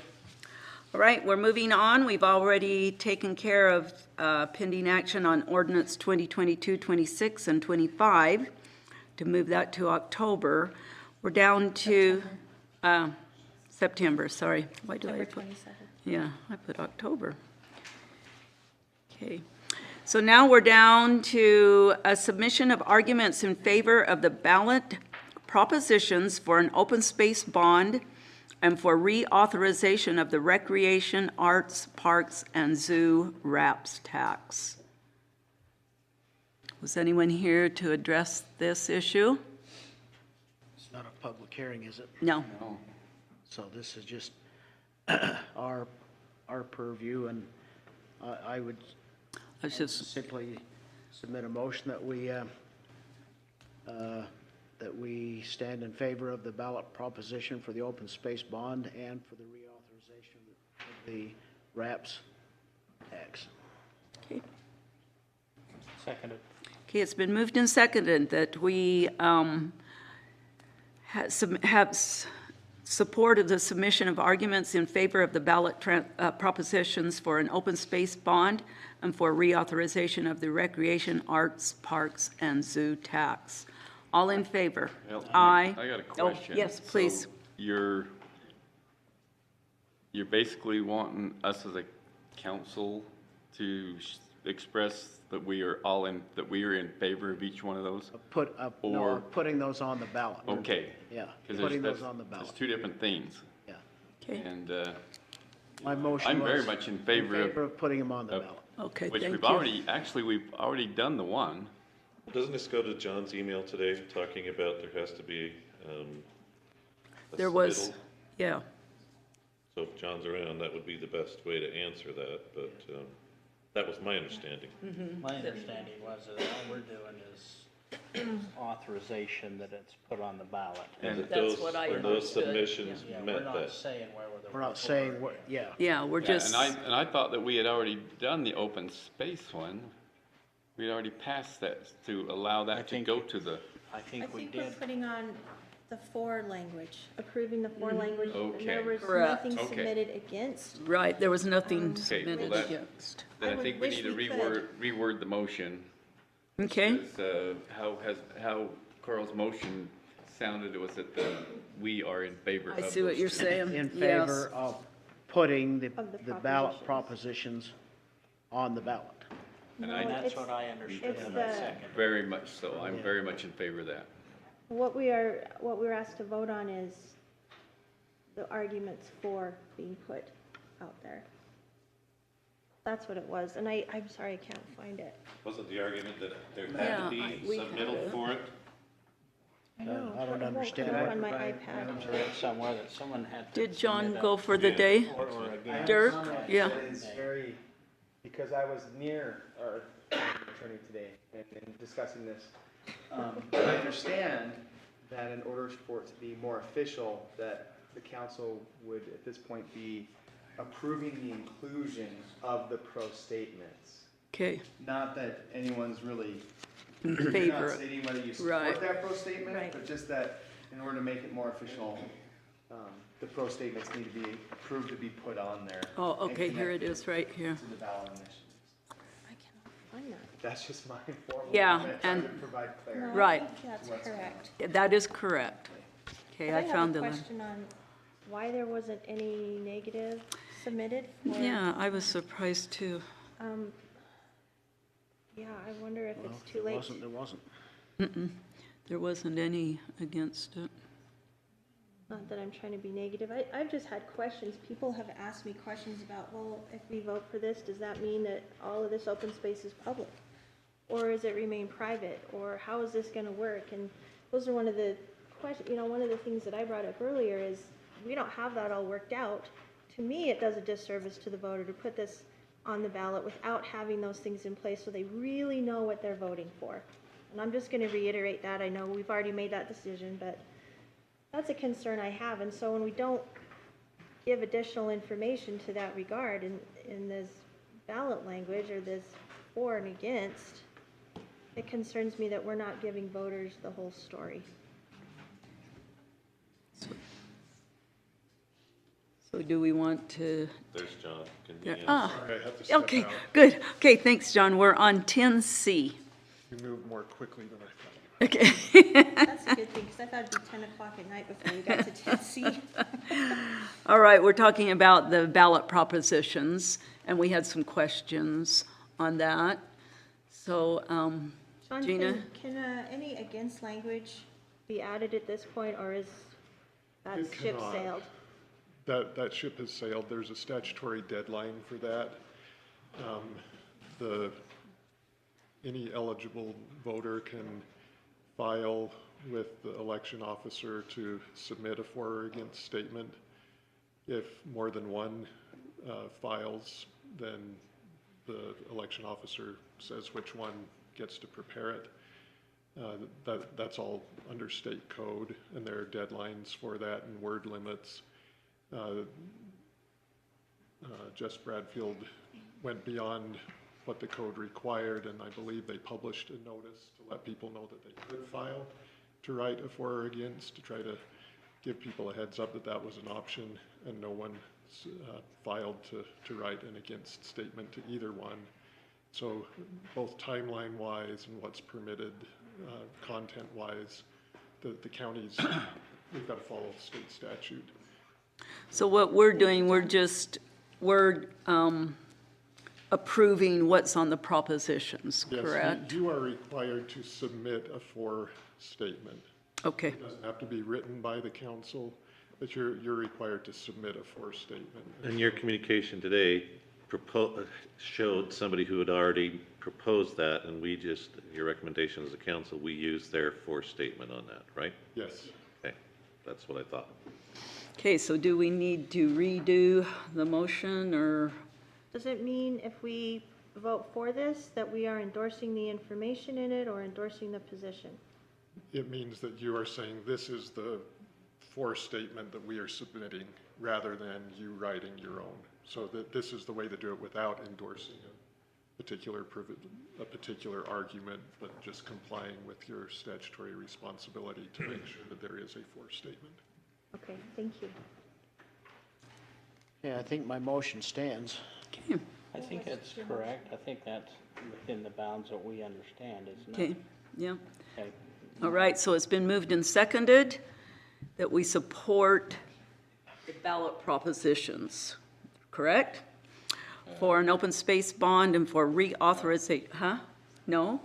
Support the arguments. The arguments. In favor. Publishing You're this not wanting to say that you right? support the arguments, that I believe the motion should be that you move to submit these arguments. Okay. Yeah, that. I'll amend my motion then. Okay. All right. Okay. We are going to amend the motion by saying that we are submitting the arguments in favor of the ballot propositions for an open space bond and for reauthorization of the recreation, arts, parks, and zoo tax. All in favor? Aye. Aye. Any opposed? Nay. Okay. Okay, thank you.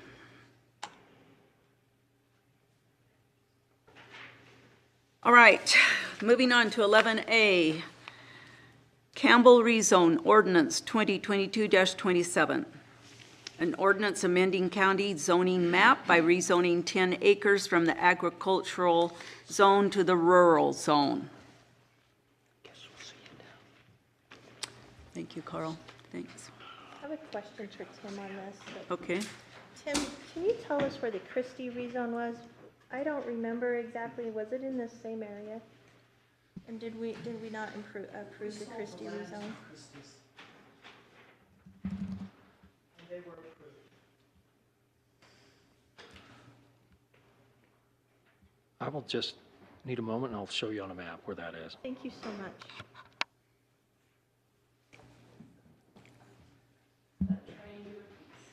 Oh, so it shows in,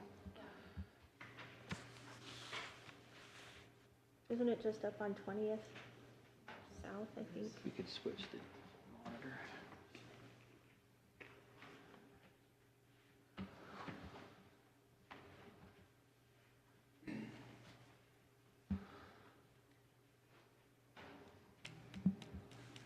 So I'm relying on others to say that this is the triangular piece here. So it's about the adjacency, that those RU2 zones were Yeah. rezoned. So where was the Christie rezone located? This triangle. That triangle. So Okay. and it was zoned RU2? Or Rezoned. Rezoned to RU2. Okay. Thank you, Tim. You bet. Tim, was that other pink on the other side of the road that's more of an L shape, has that been rezoned to an R2 as well? Yeah, that is the RU2 zoning that shows up on the map. It's this orange color. And, you know, in past rezones, the criteria was that the purpose of the zone was to potentially fit next to communities or adjacent to. And so that adjacency has been adhered to, as one sees, around Mendon. And then that was part of the discussion of Planning Commission, is should there be a precedent of jumping away further and further, and there was discomfort with that. So it's. Now, we've heard, Tim, an awful lot with this last public hearing about everybody supporting a cluster development. You know, we've been talking about that for 20 years, and it was something that we all felt that we should do, but it never does ever make it to the council as a change in land use. If we did a cluster development on this 10 acres, everybody here thinks we should preserve open space.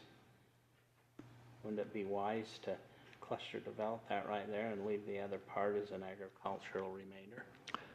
There could be that option, and what's been interesting in past rezone conversations over the past year is we currently don't have requirements or incentives to rezone with an assurance that that clustering will take place. So if somebody said, I want to rezone to RU2 so that I can cluster and create an ag remainder, they don't have to if the council were to rezone the property. There's not currently a development agreement associated with a property to accomplish that, but the general plan suggests that incentives are created and the code be updated to create those incentives to explore cluster development, ag remainders, and maybe even encouraging property owners to combine properties and create even more creative and useful open space associated with development, that those incentives could be for many different purposes related to development and preservation balance. Tim, I have another question for you. Sure. I just want to make sure that I'm understanding. The Christie rezone, which was that triangular piece that you showed us, it touches Mendon City, right? The very corner. So that's why it's not far away, because it is so close to this other property, but it's actually adjacent to Mendon. Is that correct? I believe it may touch. I have to zoom in a little closer to see, or South? perhaps presumed to be adjacent enough. So let's see if this other.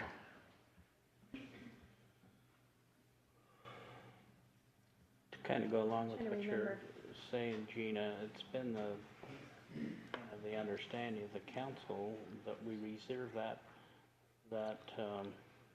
R2 zone for the property that's right adjacent, so that we're not out in Clarkston taking a 100-acre field and dropping it so you have 50 lots. But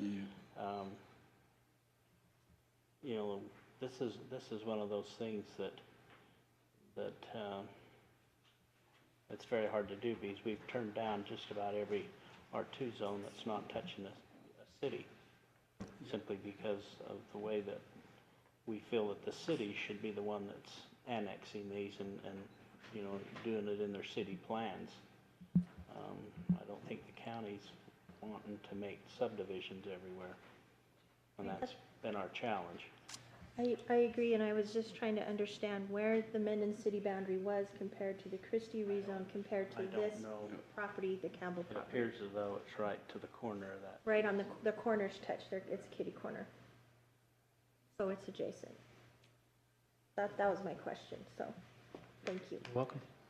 And if you think ahead, that other piece of property that's right to the side of them is going to want they're going to want an R2 zone there as well. It's just a matter of time.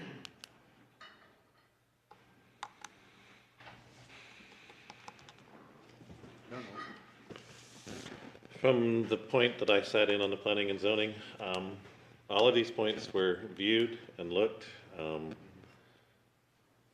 I appreciate what the planning and zoning have done. I appreciate those who have come tonight to talk about it. But as for me, I don't wish to step in front of what the planning and zoning has already done based on their deliberation and everything else. So my point is I stand to hold what the planning and zoning has done so far. Is that a motion, Nolan? I will make a motion that we deny it based on and accept what the planning and zoning has done is my motion. I'll second that. Okay, it's been moved and seconded that we stand with the zoning and deny the Campbell rezone. All in favor of the denial? Aye. Aye. Aye. Any against? Nay.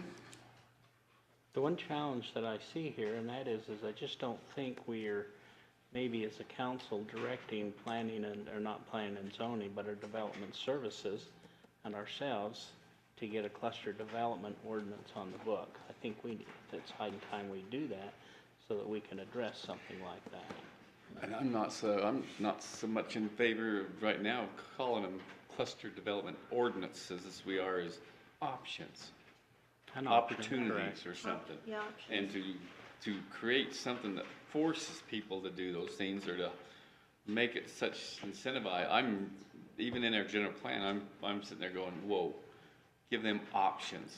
But I'm not so much in favor of. I say that my family owns that property. I'm not so much.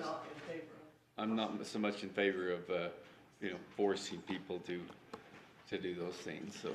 You know, the interesting thing is that I'm familiar with this. I'm familiar with the family and that. This young couple wants a lot. There's no challenge to the Hardman family that they can't find a lot in all their land holdings, but I can understand what's going on here. But Okay. you do what you do. All right. Okay, then we will move on to Ordinance 2022-30, amending Title 17, Use Type 5810, Private Airport. Yes. The gal that was going to present for the public hearing portion, her car broke down. She was in Preston. Car broke down, so she was the opportunity. Can we ask for just a couple minutes of your time? I feel like we have some crucial information that would be important in amending that code. We've already had the public hearing. Pardon me? We already had the public hearing on this. Yeah, we. That's what I was saying. The gal that was going to present, she was up in Preston. Her car broke down and she couldn't make it there until just now. So I just asking if you have a couple minutes to comment, because you have some information that we feel is crucial in considering rewriting the code, and it's for the benefit of the county as well that this doesn't keep coming up again and again. It's been a real issue in front of the commission. So just a couple of quick things. I would like to hear from them. All right, do we, I would think we should. okay, then, As long as they don't go on and on and on. yeah, we're going to give you 3 minutes, and that'll be tops. And if you'll state your name, please. I'm Laura Barris, and I live in Mendon. And sorry about the archaic form here. We don't have a professional presentation, but I would like to quickly pictures, if you don't mind, taking a look at that one that started on the front, and then on the second page, there's another picture. Thank you. And We have this, don't we? there are many people that are concerned about private airports in residential areas. It's been before the commission for about 5 years, but because of various reasons, it kept getting delayed and put off. So there are many people that are concerned about it. And They're more attraction than they are deterrent. so I just wanted to make it clear that just because there aren't a lot of people here, it doesn't indicate how many people are concerned about the matter. And let's see. And we realize that people have, the right to their private land use, that are interested in a private landing strips or private airports, but we also feel strongly that people that are close by also have property rights in that these private airports should not be allowed to encroach upon other people's property in the case of their runway protection zones or any other zones they might have, or structures or anything. It should not be able to encroach on other people's property because that infringes on other people's property rights. And also, when there's a private landing strip or private airport, when they're near other homes, it also is a safety issue. And if you look on the front page with the starred picture, that shows an airplane taking off or landing near the Holyoke Airport in Mendon that barely clears the house that is just south in the runway protection zone. That's our daughter's house, and we are next door, and so we're very concerned about it being a safety issue.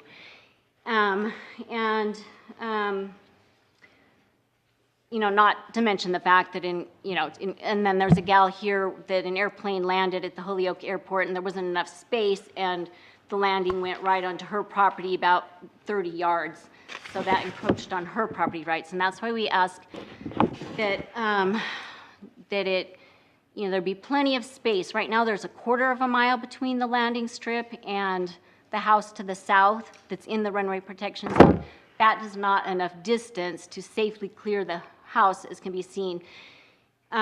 So we would propose that there needs to be specific language in the code that doesn't, the conditional use permit was revoked, but there needs to be specific language in the amendment that states that people cannot land or take off, because right now, for example, they are under the impression that they can land intermittently because there's no land use codes. Now, the FAA does not govern land use. They've made that clear, that it's up to the county and local municipalities to govern the land use, and we are just asking that it be made very clear in the amendment that there is at least 3/4 mile, because the 1/4 mile, the current distance, is not safe to be able to clear the homes. And we don't want, them to think that there can be intermittent landing, because if it's not safe, all the time, it's not safe any of the time. That's why there needs to be explicit language that no landing or taking off, if there are any houses within, say, 3/4 mile on either end of the landing strip, and then whatever, maybe a 1/4 mile to the side of the landing strip. So we're just asking that our safety be considered, as well as our property rights, and no runway protection zone in someone else's private landing strip. And again, that the FAA does not govern this. It's not an FAA matter. It's something that has to be managed on the county level to protect people on the ground and protect other people's property rights besides just those that may want a private landing strip in an area where there's houses around. Okay, Mrs. Barris, your time is up. Thank you. Thank you. Thank you.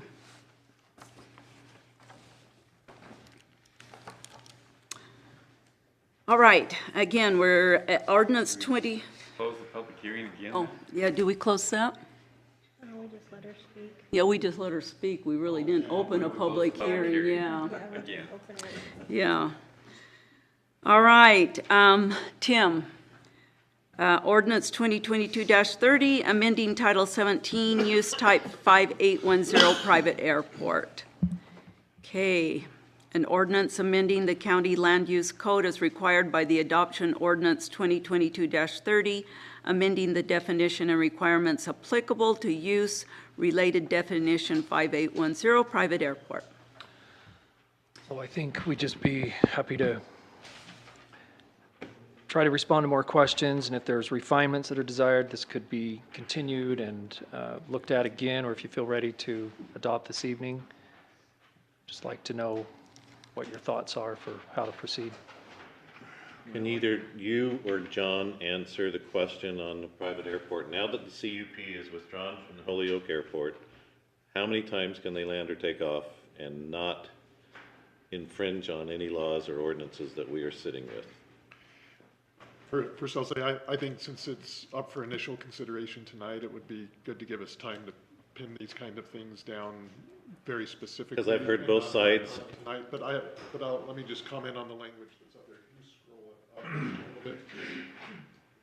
You notice that there's the language in the current code that says permitting is not required for temporary or intermittent airports as defined by the FAA. This proposed ordinance would take that out, and so intermittent airports under that definition, I think it was like 3 times a month you could use it intermittently and not even have to have a CUP. This would take that out, so any private airport use, you would need a CUP under these regulations. Now, whether there's some other law that allows for emergency landings or that sort of thing, that's what I would need to look in. It seemed to me as because exhaustively the planning and zoning has dealt with this. Yeah. Exhaustively, and there was a point that, if I recall right, that there is landings. And we've heard both sides of this, and in fact, on the planning and zoning, there is an individual who flies and everything else, so we had good representation from that point. But in clarification, there was an instance on this where it was very definitely pointed out to when that CUP was given that if a home was built in the runway zone, that they would give up that CUP. So that was held to that. So we're not trying to take away airports or anything else. It was a very definitive violation of what that CUP was done for. So now we're looking at this. I also want to respect those who do fly because they have rights, but that's why I want to know how many times or where we're at on that. So it appears to me that it would leave it only for if there's emergency landings allowed. But again, I'd prefer to be able to ask Taylor to research that and get definitive about that. The other thing I'd comment on this language is that the proponent would need to own the property or a recorded easement. That would allow someone to go to their neighbors and say, we would like to have a private airport. We don't own your land where we need to have a protection zone. Would you give us an easement so that we could? I think that this language could use some more description of what kind of easement would be required, rather than just, or that is within a recorded easement. What kind of easement? because I agree there is use for the airports out there. I mean, some people say there's not, but we've had agricultural people tell us there was. But at the same time, I agree with those who have houses right there next to it. So we're started down that path to help that, but I agree maybe you should check that out so we have more definitive information before we pass it. But I know that the planning and zoning has... They have spent much time on it. Huge amount of time on this. I got another question. Scroll it down, would you?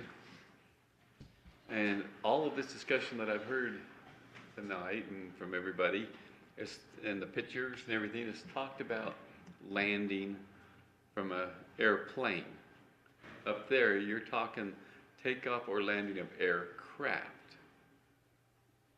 So, do you need the same? My question is, do you need the same so-called zone or buffer zone, whatever you're talking, for a plane as you do a helicopter?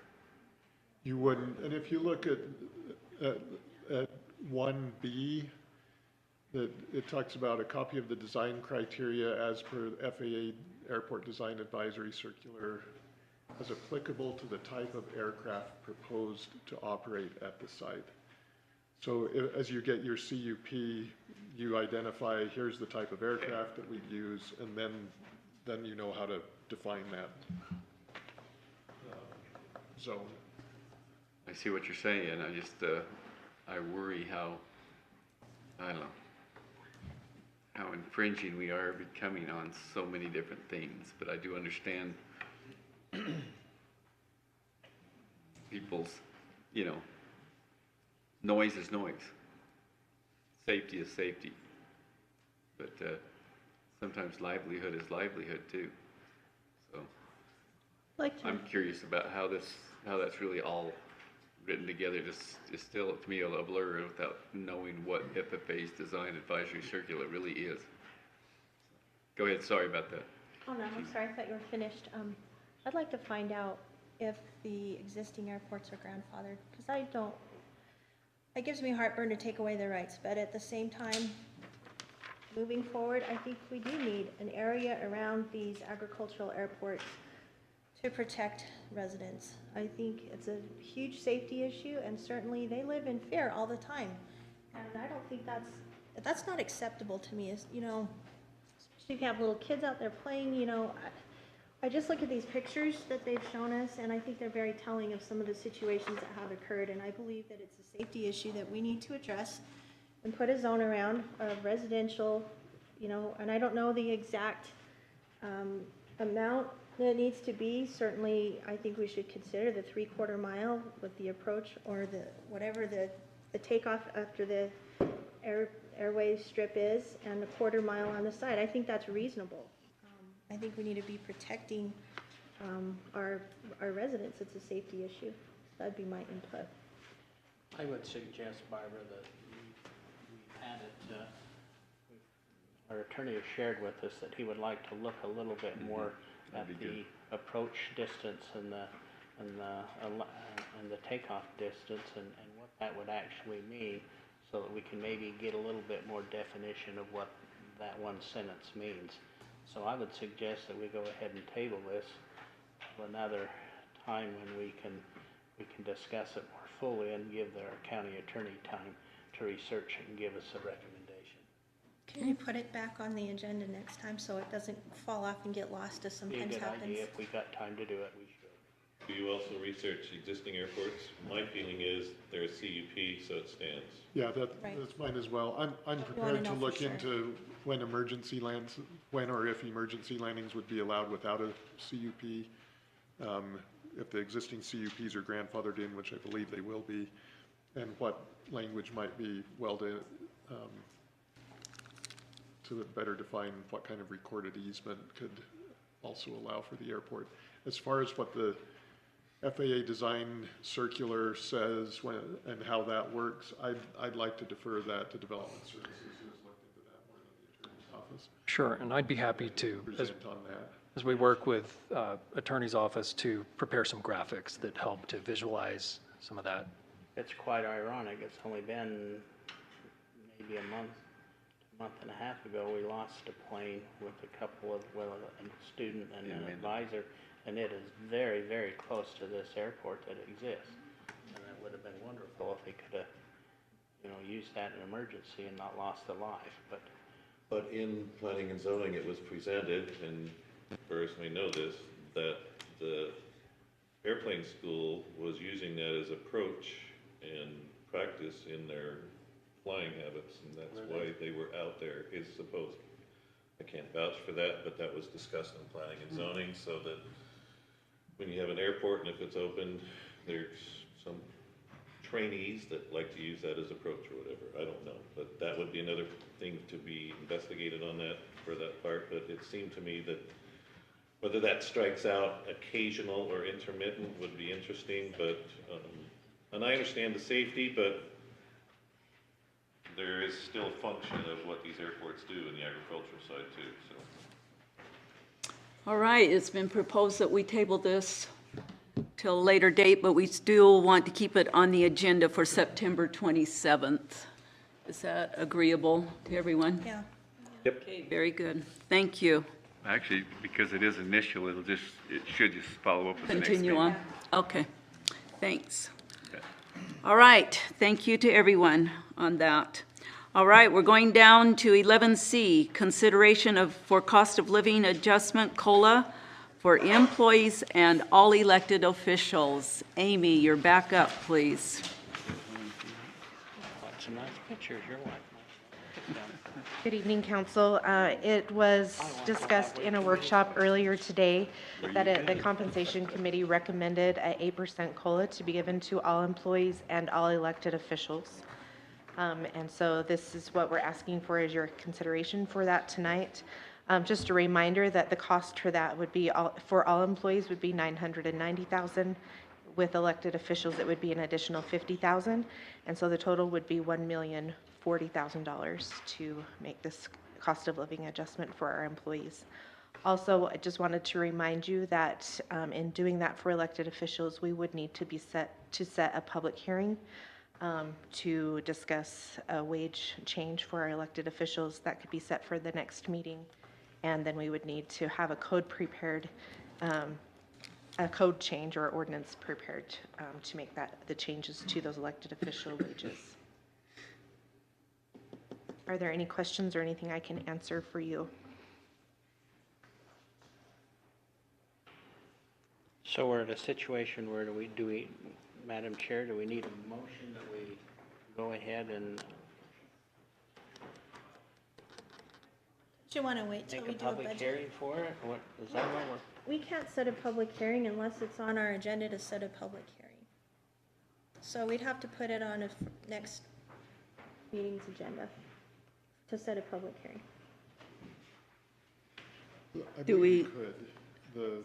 It the code explicitly does say says in our code. that you do have to set it at the meeting.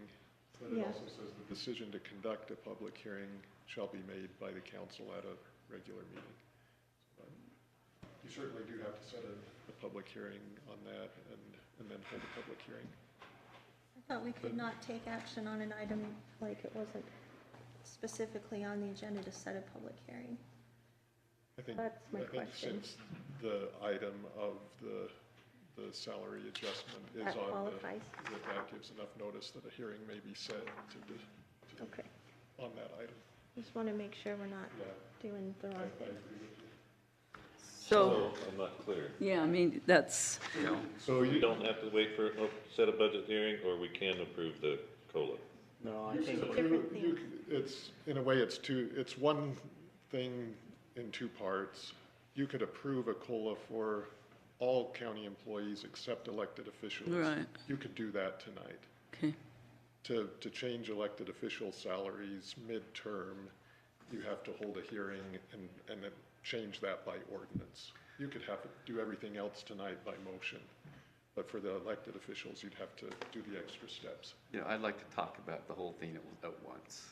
The what? I'd like to just see us talk about the whole thing at once.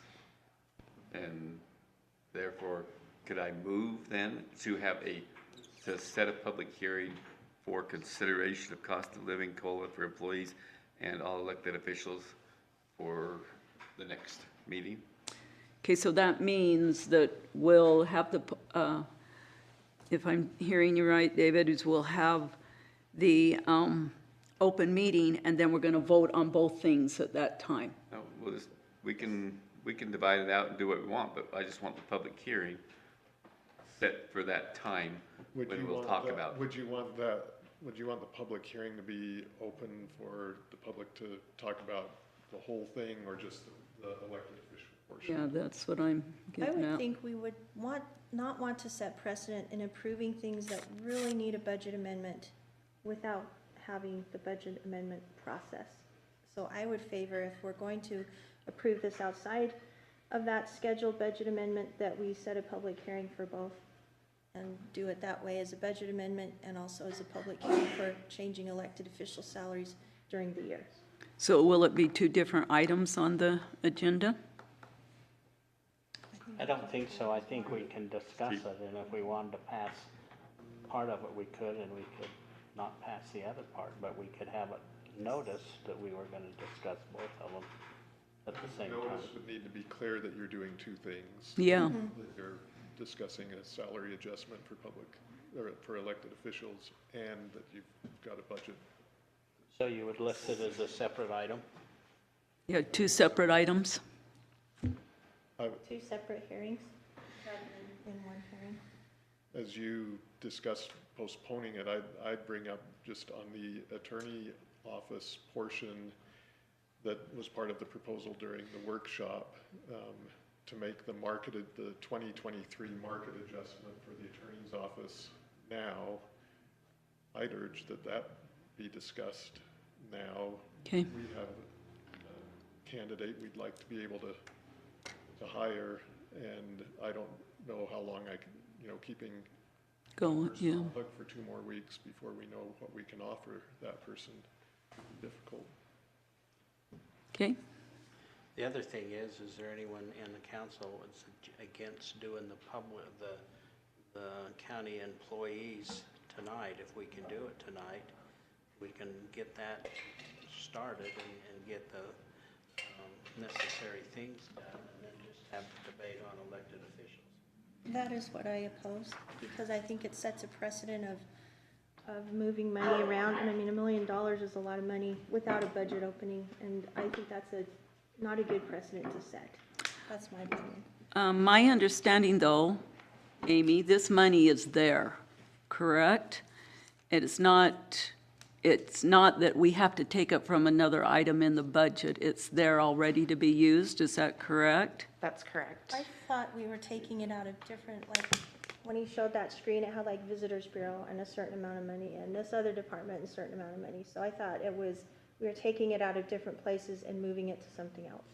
We would probably, you're correct, Gina, we would probably have to appropriate that depending on where the employees are falling, because all of, like, the Visitors Bureau has 3 employees, right? And so other departments have, Didn't Cameron say that that was still part of salary? And Right. that's it why is was still there? part of salary, So yes. That's where I'm then coming that becomes from. a fine line of whether we're moving it or not, is it not? Because it's still in salary, and we're now increasing and it's going to salary. But are I they moving understand what you're departments? saying, but I'm not going to give you a definitive answer on that. I don't feel like I'm educated in doing that. Is that money moving departments? Or does it stay in that department and go up for their raises that we gave in that department? That's what I'm not sure about. I think it's moving. What Cameron, my recollection of what Cameron said earlier today was that if you approved the COLA, there's enough salary money department by department to initiate that, because there's salary money through the end of the year for everyone. But then there would need to be a budget opening and do some moving, presumably from that would require a budget opening to make it happen through the end of the year. Thank you, John. That is correct. That's what he said. I'm not against giving them raise, I'm just wanting to follow what's being said here, if Councilwoman Gina is right on the budget. I don't know, so. I know, I'm bringing up the question because that's what it appeared to me at the time. That I thought that's what he was saying, is we have to pull out of this department, I remember that, but I thought it was still part of salary. Where it can become problematic is if you were to approve it now, there's money to pay for it now until there's a budget opening.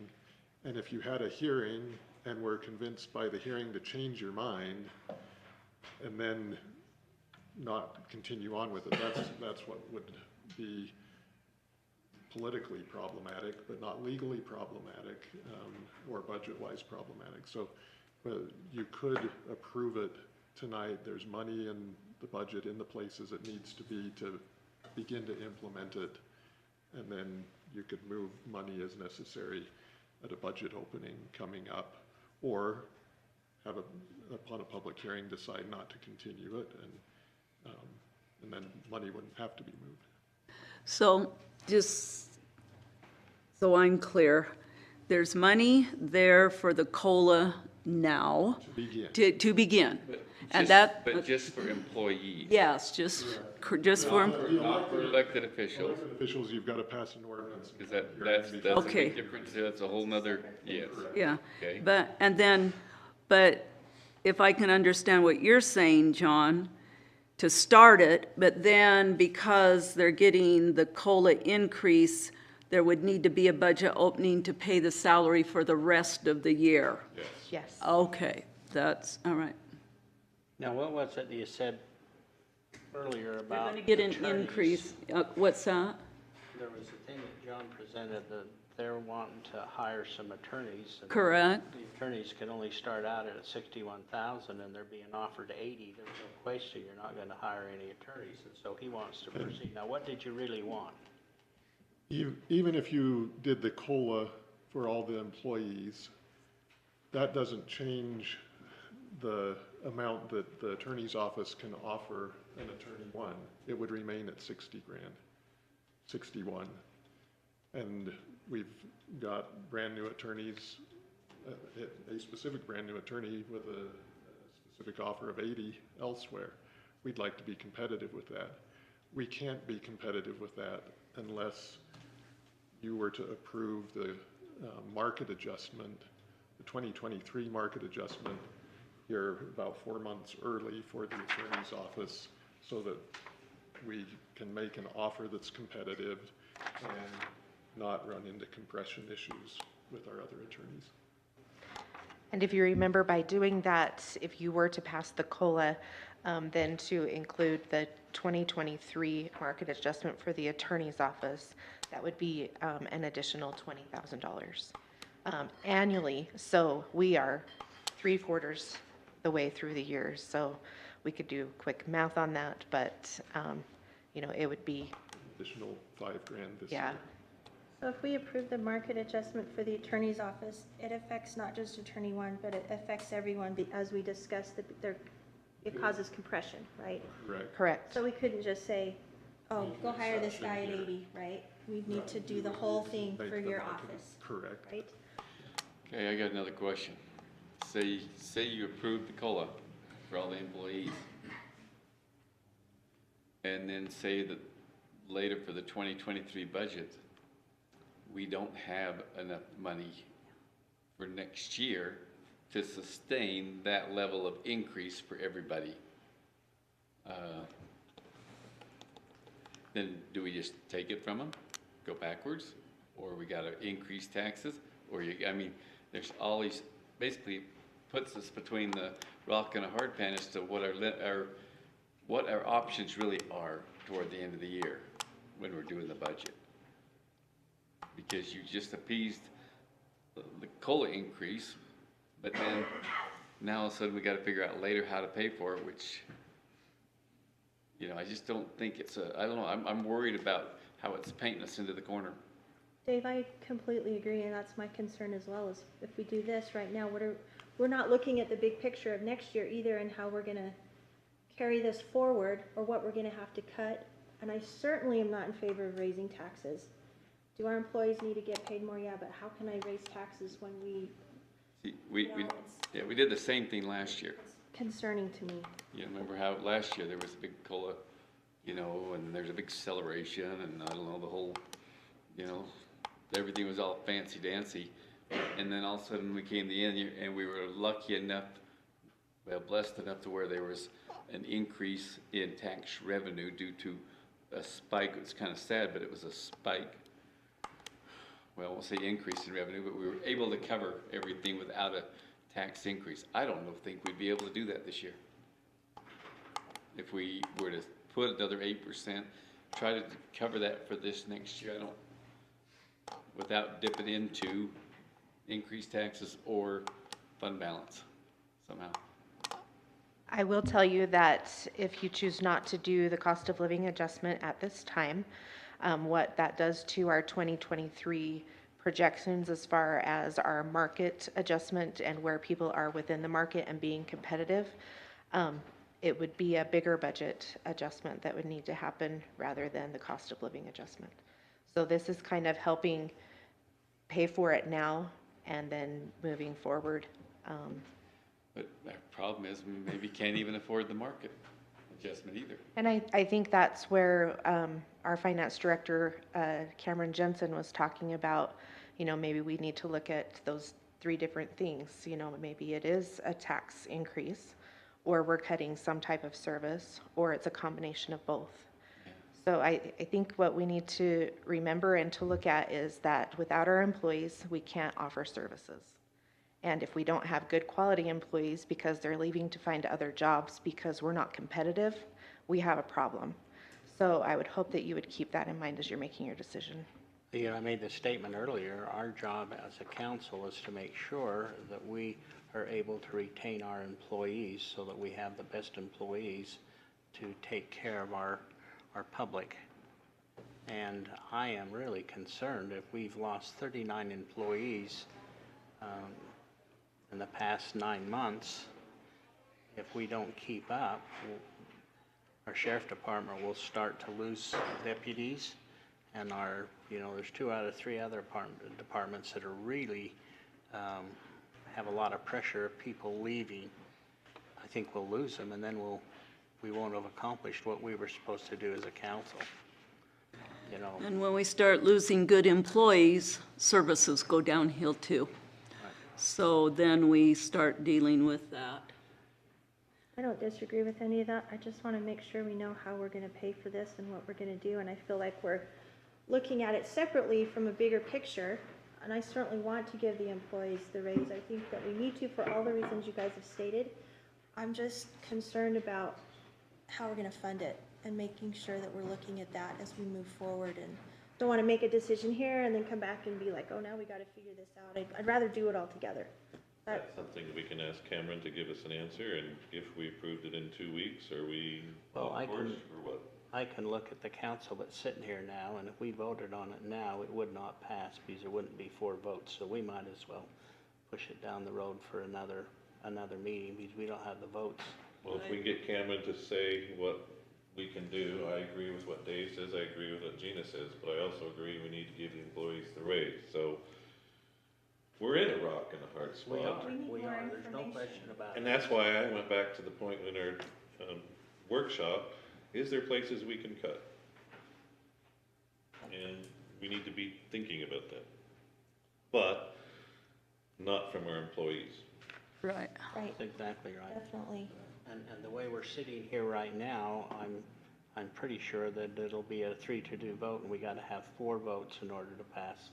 And so we might as well quit looking at each other and talking about it and wait for 2 weeks. That's all we can do. What will 2 weeks? Will 2 weeks work, or where are we? I mean, we were doing retro anyhow, so. We are doing retro either way, so it would just push the dates further out, which is, So if we can get Cameron to answer that, but, I'm not here in 2 weeks, so let's vote back to somebody I'll else. be back from fishing. I'll Could I just We'll vote twice remind for you it? of two things?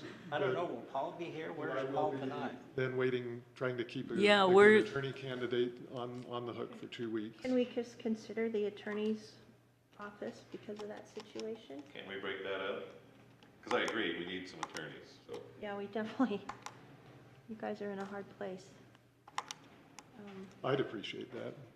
I know Amy mentions, you know, she does have circled those 3 distinct areas, which I agree with you, they are critical.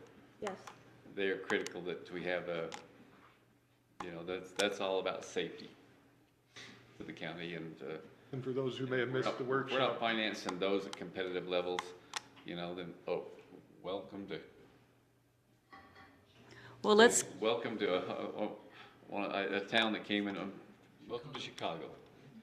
You know, I mean, seriously. No, Chicago's taxes are really high. Our taxes are really No, low. I'm talking about the crime, I mean, there's just issues that will perpetuate itself down the road unless we keep on top of it. all right, let's get on top of this then, and let's do it however we need to split it up so that we can get John taken care of. well, I'll move to And- divide the question and pull out specifically the market adjustment for the attorney's office, correct? the And approve 2023 market adjustment will be 2023 effective as of 9/11/2020. What John said. Gina, are we doing the 3 or just the attorney? The 3 offices? I was just gonna do the attorney, I didn't remember what the other 2 were, but if you guys wanna amend my motion, I don't think I would object to that. I would like to amend it and take all of the county employees and add it with the attorneys, and then we'll discuss the elected officials at another meeting. And now, I won't support that, but I will support doing the 3, what was it? It was the sheriffs, the there was attorney, just- and Public Works. Public Works. Thank you. So are you talking about a market adjustment for all 3 of those, or a cost of living I adjustment? think we're specifically talking about Market just adjustment. Attorney's office needs a market adjustment. Just Okay, that let's one just do that. only, and now let's start working through everybody else.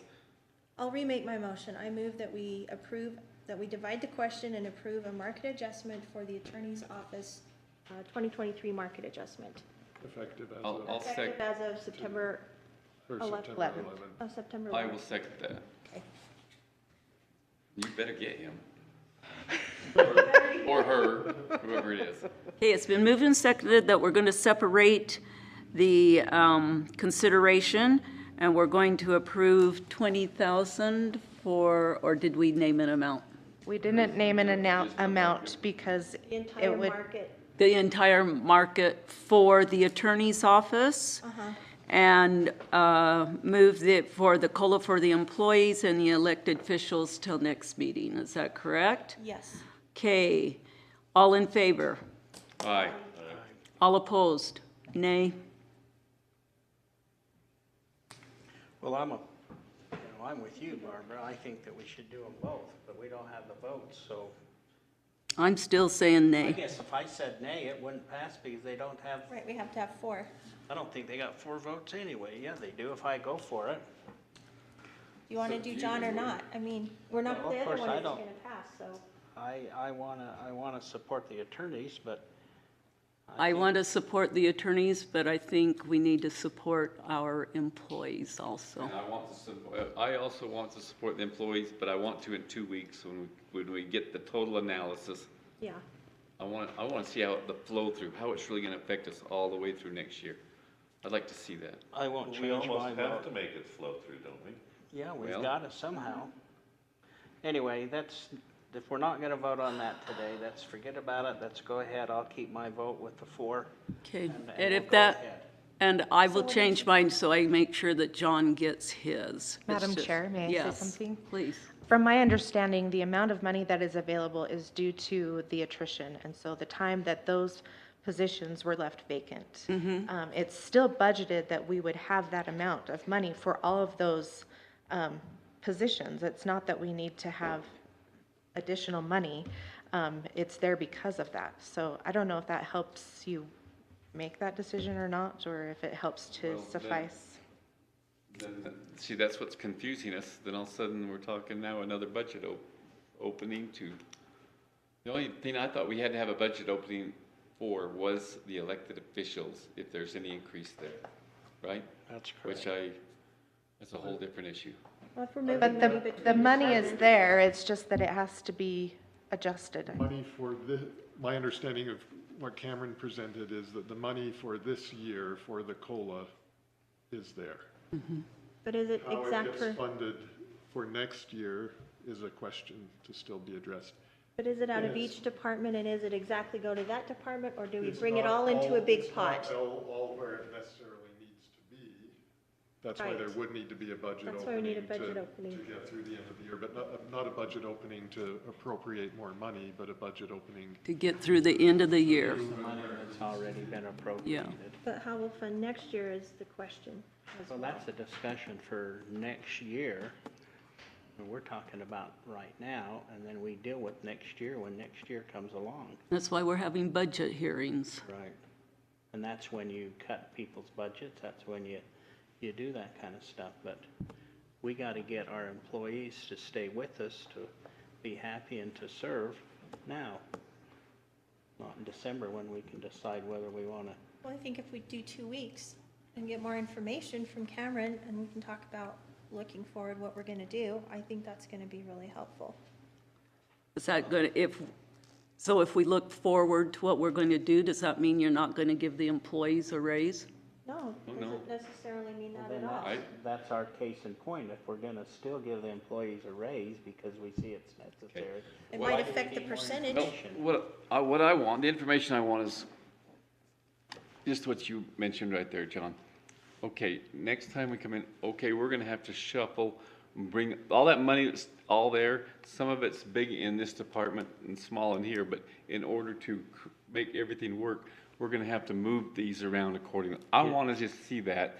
And if we got that kind of in concrete, that we'll be doing that in the next budget opening, I'd vote in favor of it just like that. We just need to know what we're doing. I just want to know how it's going to be shuffled, rather than vote for it and then someone else do the shuffling without us knowing which we're in charge of those funds. I want to see that, Me too. how it's going to be shuffled to make sure it works, which it will, but I want to see it. So do I we don't need want a- to just vote a blind eye and just say, oh, it worked. But can't we say, we're all talking, we want to give the employees and treat them right. So can't we fight for the employees, give them the raise, and then also fight that the budget gets worked and cut here and there so we keep the employees? Am I on the wrong path here? No. No, I don't think, I think what Dave's saying, and I think he makes a good point. He wants to see which department is going to donate This what is amount of how money. we're gonna make it work. I go, oh, perfect. That's what we'll see in the next budget opening, and no changes, and it's great. But in understanding what Cameron said, he said the money is there if we take all of the departments and what they've got, because their employees are not actually working because it's building up and they're not being paid. Sheriff's Department, with no question and not even know, will put in probably 80% of the money. And so I can tell you that right now, and the other departments will be much, much smaller. And I think we all can understand that. But if you have to absolutely see the dot and the I and all that kind of stuff, we're just kicking it down the road down the road 2 weeks, when I don't really think we're gonna find anything out that we can't speculate right now. Well, But we I can want do it some without concrete numbers. speculation. My impression was that you did take action on a motion. I just want to confirm that there was a motion and a second to. We voted. We voted, and you're okay. You changed your vote, Barbara? Only because I want John to get the money. That's the only reason. Other than that, I'm against it because I think the employees need an answer now, not 2 weeks down the road. So do I, and that's why I'm saying if we did it, we'd have to fight during the budget, and there might be some snipping here and snipping there. I mean. Yeah. That's part of our job too. Exactly. So we should be saying get the employees first. Let's test the water. I make a motion that we go ahead and extend the cost of living raise to all the employees, excluding the elected officials, because we got to apparently discuss that in more extent. And that we do it starting now, the way it was presented. There's going to be a retroactive back to July 1. July 3rd. July 1st. And I'll second that motion. Third, July 3rd? Yes, because that's the beginning of a pay period. I mean, then we're talking 2 days difference, but that's okay. It will matter. Is anybody going to second it, or don't we want to? Did you second it? Okay. So what do we do with the motion that, It still goes, doesn't it? That was passed. That was market. Okay. not I move cost to of amend the living. main motion that it does in no way exceed 900 and, what'd you say? $990,000. $990,000. I would accept that, because that's what was presented. And I then, will second that amendment. and then I will, then on the budget opening, if it does, by $1.50, we'll know. So, That'll give our, but no, I just want to make sure it's coming from And the right things. I think you're fair. I I've think got, what you're I've got asking worry, is I've got fair. a lot of worry as to how.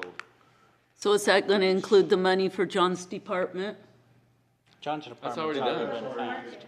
Okay, all right, John can walk out of here right now before we even vote and be happy. okay. He's already texted the guy saying, hey, you got an offer. So what we're gonna vote on, and I'll let you say, if you understand. You help what we me, did. all right? Okay, Okay, we've had the motion with an amendment, correct? right. That it does not exceed $990,000, correct? Is that And that's to give the cost the of living. cost of living for the employees, but not the elected officials? Correct. All right, did I state it right? Yep. All in favor? Aye. I Aye. will vote in favor of that. You'll vote in, okay, And I'm still a nay. We gotta have 4. Can we do a roll call just to make sure? okay. Dave? I'll vote in favor of that because when that comes in, if there is more needed through the budget hearing, then we'll work through that. But right now, it's Now, got for sure, cannot Amy, exceed. when we had our discussion of compensation, I suggested that we always show the salary increase and the, what's it called? Benefits? The benefits. This- Because remember what happens, we get in trouble, we'll approve a salary, and then, 2 weeks later, you hear from Cameron, oh, we forgot the other half. Councilman Zillis, I assure you that this Okay. includes the wages and the benefits. That was a great impersonation. Yes, Now, we're in the middle roll of a call, roll please. call. Dave says yes. Gordy? Yes. Nolan? Yes, and we're gonna miss Gordy next year, and it's theatrical. Gina? Nay. And I say yes. Madam It Chair, took us a Yes. long time to come. we'll get right on that and get Cameron working on just as soon as Please we can. do. Yeah. Okay, great. And to set you up properly for your next meeting, if someone would make a motion I was for a just gonna public ask. hearing on the public official or elected official salaries. Okay. One point, Dirk, will you also make Cameron work on the next year so we understand the impact? Is that part of that? Okay. Yeah, we need That's a that. good point. Yeah. Yeah, there are just the timing issues on insurance and different things but we are waiting for those to come in. So most importantly, we'll just keep you apprised. Okay. But we can get the COLA broken out by department, where it might be going, who needs to take and give, as well as benefits versus wages. And I think it should be assumed or known that we all voted and want the employees there, but if it comes to budget next time, that there may be some snipping and some snapping in order to keep the employees paid. Okay. So all departments be on notice. Okay. We'll just take it out of the deputy executives. All right, we need a motion, apparently. Yeah. Madam Chair, I'll make a motion that we put on the agenda for next meeting, that we discuss this 8% COLA adjustment to the salaries of the elected officials. There be a Public hearing. A public hearing, excuse me. The elected officials, yeah. The elected officials. I'll yes. second your motion. Okay, it's been moved and seconded that we have a, Question. pardon me. Sorry. Do we still need to do an early budget opening, or are we going to wait to address this again in a regular budget opening, which we're going to have in October? My understanding was that we were waiting until the October budget amendment. Okay. So we can still put notice, but But we we just can- gotta put a date on it. But we should still put this on the agenda to discuss. Okay, Cameron should be presenting. Cameron so should we're well present his informed. stuff next week, so can we add that to the motion as well, that your motion, amend your motion to include an agenda item for the COLA for all employees and the funding mechanism behind it, presented by Cameron? Should we Would you make? be favorable to that, Gordy? Yes, I would. Okay. All right, so we are now Sorry, Barbara, that's like, approving a public hearing for payment of the COLA to the elected officials, and also open a public hearing, well, it'll be the same thing, and have a, open the discussion on opening the budget. Opening the budget, yeah. All right. for All in- September 27th. For September 27th. All in favor? Aye. Any opposed? It's wonderful to see unity in our council, isn't it? Yeah. Council, on behalf of the employees, I want to say thank you. Don't mean to get emotional, but I know how much it will help everyone. Thanks for all you do. Thank you, Amy. Thanks, Amy. All right. Moving on here. Consideration of a lobbyist contract. Mr., who is the guy that called? Yeah, Kerry Gibson called and wanted to know what we had decided about this contract. And so we need to discuss that. Did he have any questions, or can he, he's here, if he wants to. Is Kerry here? Sorry. Kerry, come on up. You did notice he had his cowboy boots. Right off what was coming down. His pants weren't pulled up, so we wasn't expecting a whole bunch. So. Hey, first of all, I want to state is that I, as a county councilman, was understood that we were continuing that contract with them all of this time. Yeah, that's what I thought too. But the contract was never sent to them. That's right, because I was under the understanding that we hadn't made a decision on where the money was going to come from to pay that. Understandable. Well, we're gonna have a budget opening in order to be able to decide. No, Well, wait a minute here. we've gone through all of that. I thought we had done that, we approved it and everything, and the money was being put into the council budget and everything. I think you're probably right, that's a long time I ago. don't know. Okay. Yeah, That we're all was getting nice. senile, too. I just thought We that, can double check on that. Like, I was under the impression that it was all the contract had to be done is sent to them. That it was basically the continuance of that contract, but it would be under the county council's direction. Okay, Carrie, last I talked to you, correct? You brought the contract up, and you were wanting to know what the council's decision was, correct? And I told you that we hadn't actually made a concrete decision on that because we weren't sure about spending the money. Is that correct? And if I'm wrong, I'm wrong, but that's where I was left with it. I can't remember, I'm honest. We discussed it, of course. Because the argument was that legislative action was going to be done in February, and why would we hire a lobbyist to cover the rest of the year when the legislative action was done? This all happened long after February. Yeah. Yeah, because this goes on all year. I mean, It was the after the legislature's in session that interim we all the time. passed the original. Right, it was in April when we were talking. Okay, I'll have to go back to some minutes or something. and I will too, but that was my understanding, that it hadn't really been It was my approved. understanding that the contract was being sent to Lincoln Church. You'd sign it and send it to them, that they would have it to continue for this year. And then we'd bring it back up this fall, if we were gonna, and consider whatever we were going to do, if we were gonna continue with that we could then put it in the 2023 budget for this next year. Okay. Which is how it was supposed to have been done in the beginning last fall. So. You mean this spring? No, it was supposed to have been brought to us and put in the 2022 budget last fall, and we were supposed to consider it then, but there was no response given,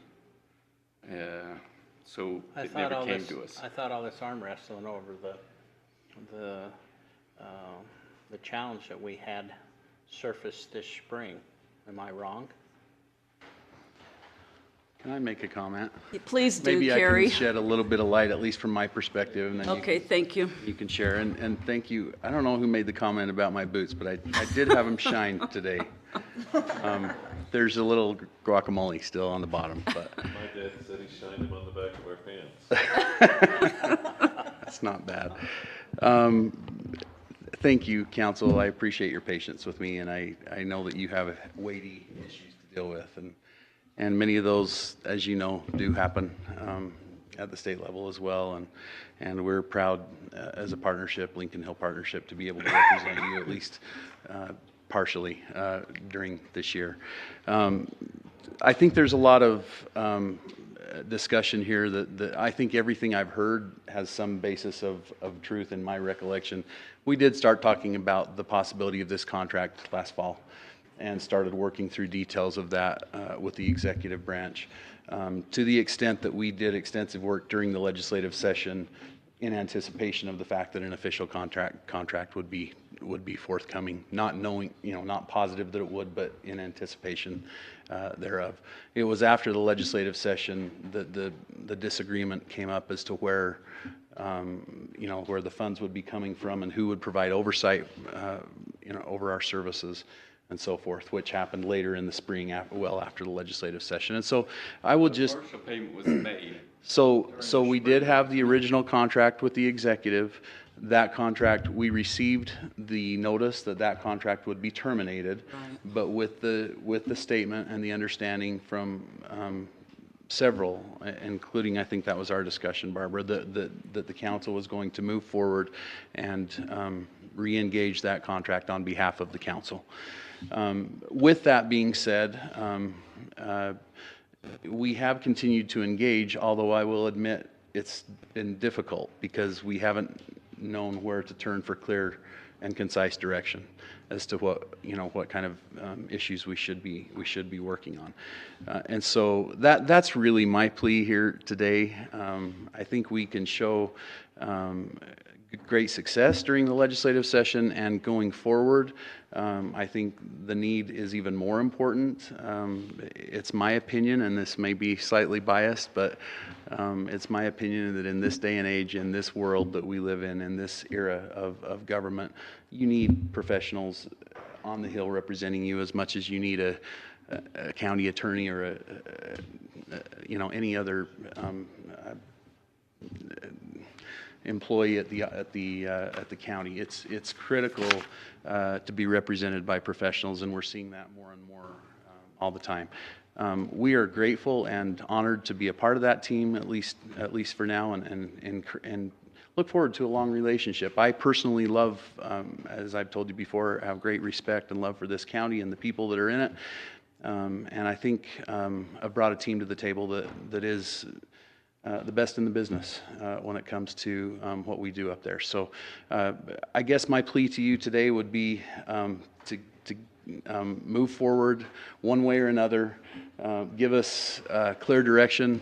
Let us know who's calling the shots and who we should communicate with on a daily and case-by-case basis.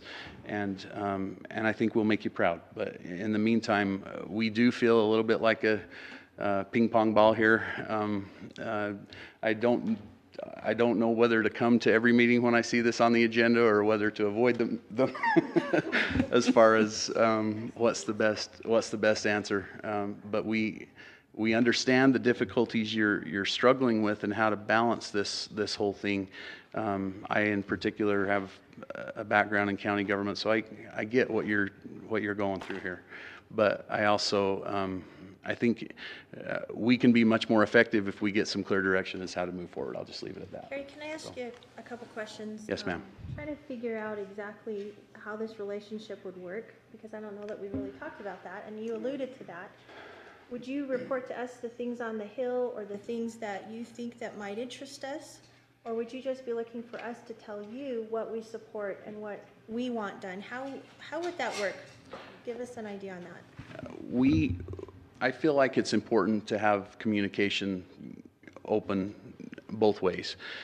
We do have, there are opportunities that are things that are constantly happening on the Hill, and opportunities especially for funding that come up that do not trickle down to local communities that we should be proactively bringing to you as potential opportunities. And we're missing some of those opportunities as we speak. For instance, we're the governor's office about to open again the ARPA matching grant fund within a week. We were very successful on behalf of our clients in the last round of that funding source to have them positioned well to receive a tremendous amount of financial support through that program. We're, because of a little bit of lack of communication here, we haven't really positioned well for that in this case.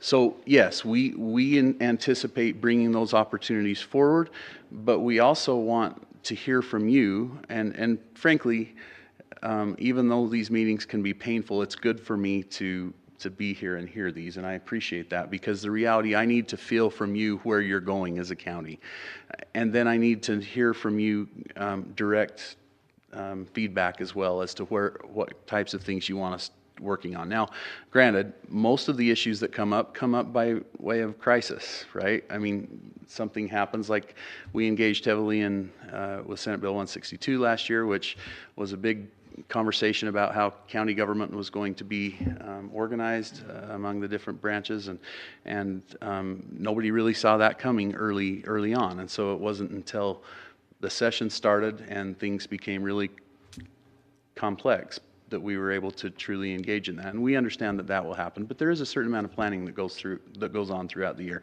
One thing that was mentioned, I can't remember who said it, but the idea that you only need a lobbyist during the session, I'd push back on that a little bit, because the reality is, well, for instance, the fund for the ARPA matching grant fund was created a year and a half ago. We were instrumental in actually creating the fund, getting the appropriation into that fund so that it could then be applied for, by municipalities. My point is these things take an awful lot of time to prepare, to set up. The process really never ends. We do have interim committee meetings throughout the year, but the process really, obviously it's go time during the session. I mean, it's all hands on deck, but the process really happens all year long. Right. Well, thank you, Carrie Ann. I do. I do. You got a question? Yeah, no, I'm going to state something. I apologize to you for that. I apologize to the council. I thought we were still trying to decide, who was going to give the orders here. And so I profusely apologize to everyone on the council on that. And we'll go from there. So, Nolan? I'm the new guy on the block, so I don't understand everything, so, and I've never been on the Hill for a legislative session, and I hope I never do, so. We need help.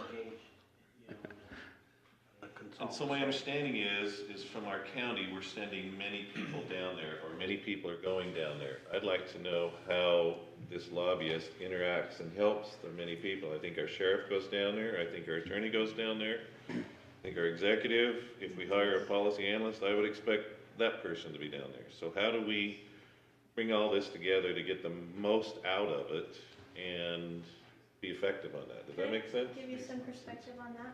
Yeah. So I see it this way. The county council is the policy determining body of the county. Official county policy is set by us, and that would include positions on bills or things like that that we need done. Well, I certainly believe that the county attorney, county sheriff, they can give their opinion and they can lobby for their own things that they want. They cannot say that that's official county position because that decision is ours to make. That said, we need somebody down there who really knows what they're doing. And Carrie and Lincoln and their crew are the best. They know what they're doing, they have sway, people know them, they get stuff done. And if we want to get stuff done in the legislature and have Cache County really represented, these guys are the go-to guys. So how do they inform all 7 of us? Is it in an open council meeting? Is it in a workshop? How do we make effective use of that? And also benefit our other departments in the county? Do you see where I'm headed there? Yeah, the Salt Lake County Council, they will vote during their meetings. Of course, they do meet, they're bigger than us, they meet every week, but they do vote on things and consider bills in their meetings. And it doesn't have to take a long time because usually it's like 1 or 2 things that are super important that need to get done. And that's what they do. And to me, that makes total sense, having seen the function in other counties and know that other counties do this kind of thing. I think it's really vital that we have it. If you remember before, we had Craig Butters. Craig Butters was our county executive, but he was also a former legislator, and he went down there and was a lobbyist for the county during that time and moving forward with what, he worked with us and what we wanted to get done. And he was very effective because he had that experience. But we don't have that now, and I think it's really imperative for the council to have a voice on the Hill. We're on the cusp of becoming a county of the second class, and as I said, Lincoln and Carrie and their crew are the best, and they have sway with the legislators, and I think we ought to retain them and have them work for us. I'm thinking here, you're making a good point as to why we got to have a lobbyist. But I also want to toot the executive's horn just a little bit, that he understood that and he went about doing it. He didn't go about doing it with our approval, but he went about doing it. And so he was well aware of the importance of a lobbyist. To go along with what we're saying here, I'm first of all understanding a little bit about how important a lobbyist is for the county. And that's good because I think I'm in support of what we're going to do. But up until that point, I was more like Carrie. We only need him down there for 3 days. Well, or how long's they're there about 2 weeks, 3 weeks? 45 days. 25 days? 45. 45, that's a long time. The legislative session usually starts the 4th Monday in January, the week after Martin Luther King, and runs through the first week in March generally.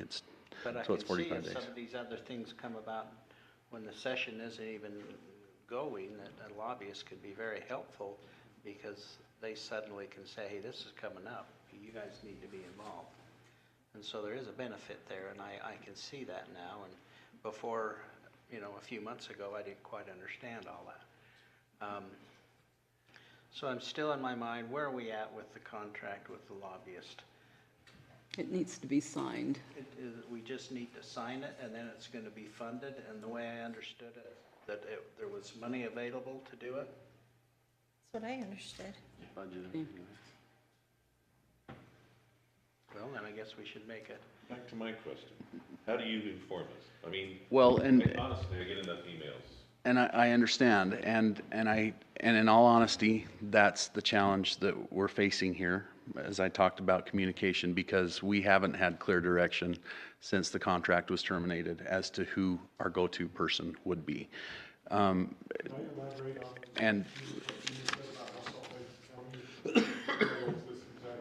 Can I just finish real quick, and then I want to hear that, but I think the challenge here is that you are one of just a handful or a few counties of the 29 that have this form of government, correct? And I will admit, it's much easier for us to communicate with a 3-member commission where we can call the chair and say, who has both executive and legislative responsibilities, and ask them, what their position is on a particular issue.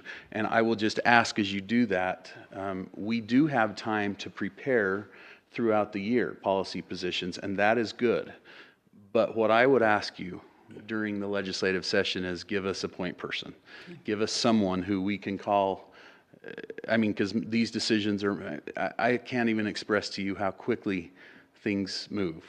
We can be in heaven one day and completely upside down 2 hours later. And we don't have time to do due diligence with several different council members or an executive. So as you formulate this, and following Salt Lake County's example is one way of doing it. During the legislative session specifically, we will need some kind of clear direction as to, and then I'm going to leave it to you at that point, right? At that point, if it's Barbara, then you are going to have to figure out how to bring this all together, right? Because He wants to do it, I can tell. No, I don't. I'm sitting here saying, let's open it up to the policy analyst and the chair, so that Actually, that's a really good idea. we're all informed. Well, John? My thing is we got an executive, where does he fit into this?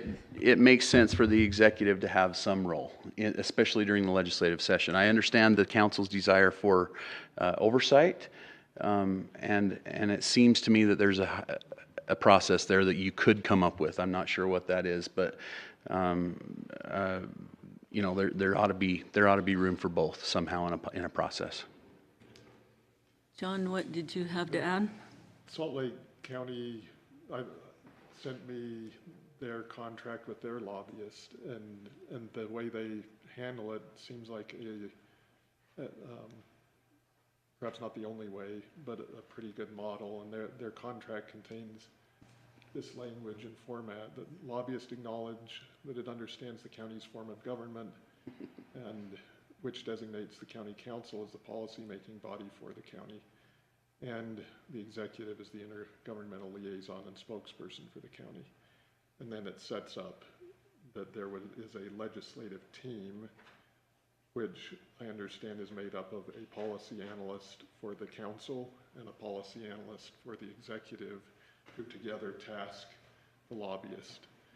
And that the council does, as Gina said, in council meeting as a body, pass policy positions.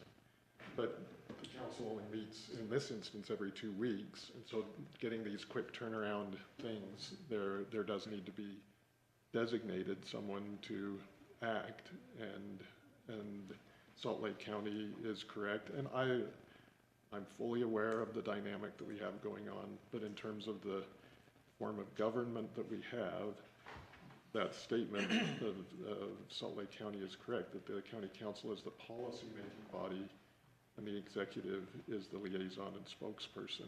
And ideally, there would be that working together, that the executive, and it'd be great, I think, if you had a policy analyst on board, that coordination happen between an individual working for and with the council, with either the executive himself or a policy analyst with the executive. That would ideally follow the form of government that we have. I recognize that the current dynamic may make that impossible for you to agree on, and maybe you'll vote to say, well, Barbara is the one, and we cut the spokesperson out from being involved with the lobbyist. I don't think that accords with the form of government that we have. So John, yeah. And as well, Barbara, I'm okay with 2, right? If I have to reach out to someone from the council, someone from the executive branch, I can do that as well. I just can't count. I can't count to Right. 7 in a 2-minute period, right? Okay. Just, Sheriff, just 1 minute. So, John, for right now, because we're in the process of looking to hire a political analyst, if I were to be, you know, the contact person and maybe another person on the council, then as soon as the political analyst was hired, then we could look at them working with me on that, correct? Then we, as a team, would also work with the county executive and his political analyst. Is that what you're saying? But we would be the final say on any legislative policy. Yes. Okay. All right, I'm sorry, Sheriff, go ahead. I'm not certainly an expert in this field, but I can just kind of tell you how the Utah Sheriff's Association has set it up. And I did spend a lot of time down there and kind of answer one of Nolan's questions is like, John goes down and addresses things that are specific to the attorneys. And when I go down, I'm just only looking at those public safety things. I have no idea what it is for the government side of a county. I don't look at those bills, and I'm certainly not one that would go speak to those bills because I don't know anything about those things. But I did spend a lot of time down there, and being the president of the association, it's been a lot of time down there the last couple of years. And we as well have lobbyists for the Sheriff's Association that lobby for the public safety bills. I think the value that we've seen with the lobbyists is they know where to get you and get you to the right people, to talk to the right people. But when it comes down to it, when it's committee hearing time, and no offense against the lobbyists, but the legislators don't want to hear from the lobbyists. They want somebody from Cache County. They want somebody from the Sheriff's Associations to sit in that seat and make the presentation for Cache County as it goes forward. But where I've been the president, I mean, I'm there and I talk with the lobbyists and we discuss bills, and then I shoot it out to the rest of, like our executive board from the Sheriff's Association. So we do have 3 or 4 of us that are pretty locked into what's going on at the session, and those decisions are made kind of at that 3 to 5 people decisions as the session goes on. I can tell you right now that the session gets over in March and there's bills being filed on May 15th. Mm-hmm. And there's bills being filed in June and July and August. This 45-day session, it may be 45 days they show up at the Capitol, but this goes on 365 days a year. So it's important to have somebody who knows. I don't go to Salt Lake outside the session much because we have our lobbyists who go to the intern meetings. They know what's coming. They call and say, hey, you guys might want to pay attention to this is coming up. They're going to take away your police authority kind of stuff. So I don't have to be there every day. No sheriff has to be there every day because we have people who understand the system a whole lot better than I understand the system. But that's how, I mean, just my own little insight, that's how we've done it. And I really don't know what the government side of it, because I really only focus on the public safety bills that are going to affect law enforcement. Okay, very good. Thanks, Sheriff. All right, council, so it looks like we're going to sign the agreement with Carrie, correct? And that agreement should, I guess, just fulfill this year, and then we get it a new one into the budget this fall. Okay.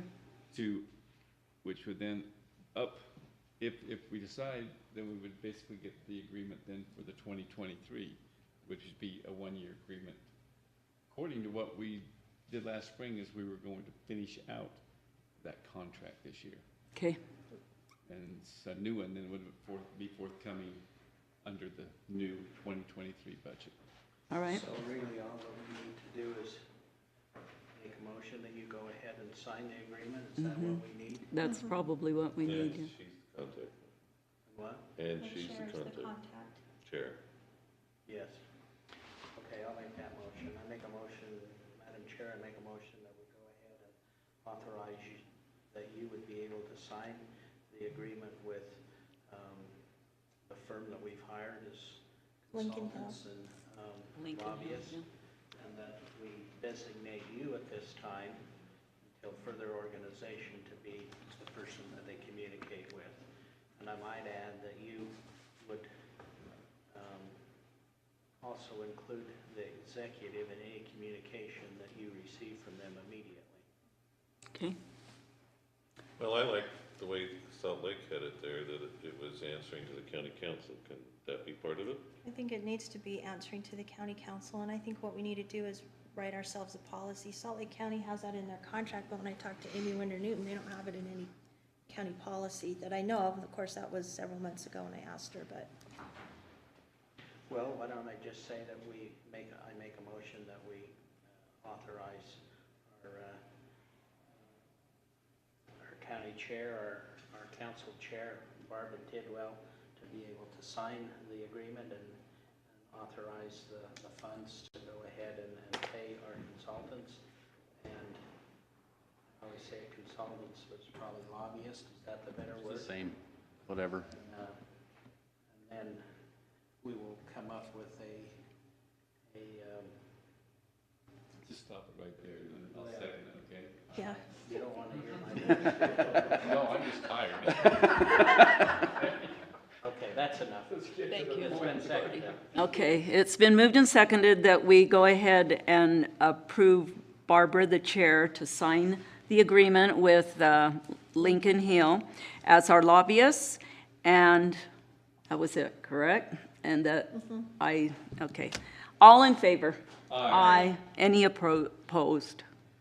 Okay, thank you. Can I just make one parting comment? Yes. Based on what the sheriff said? He was very correct.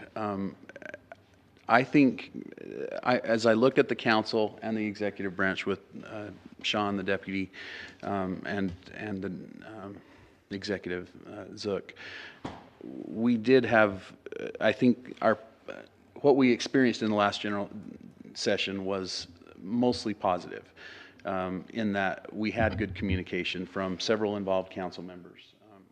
There were times when I called on Councilman Erickson, Councilman Worthen, to make comments or talk to specific legislators on specific issues. There are times when the legislators would call you if you're super involved directly, but I would say most of the time I'd get a call saying, we know you represent Cache County, what should I do on this, right? And then I would reach out to the executive branch or whoever we were talking to.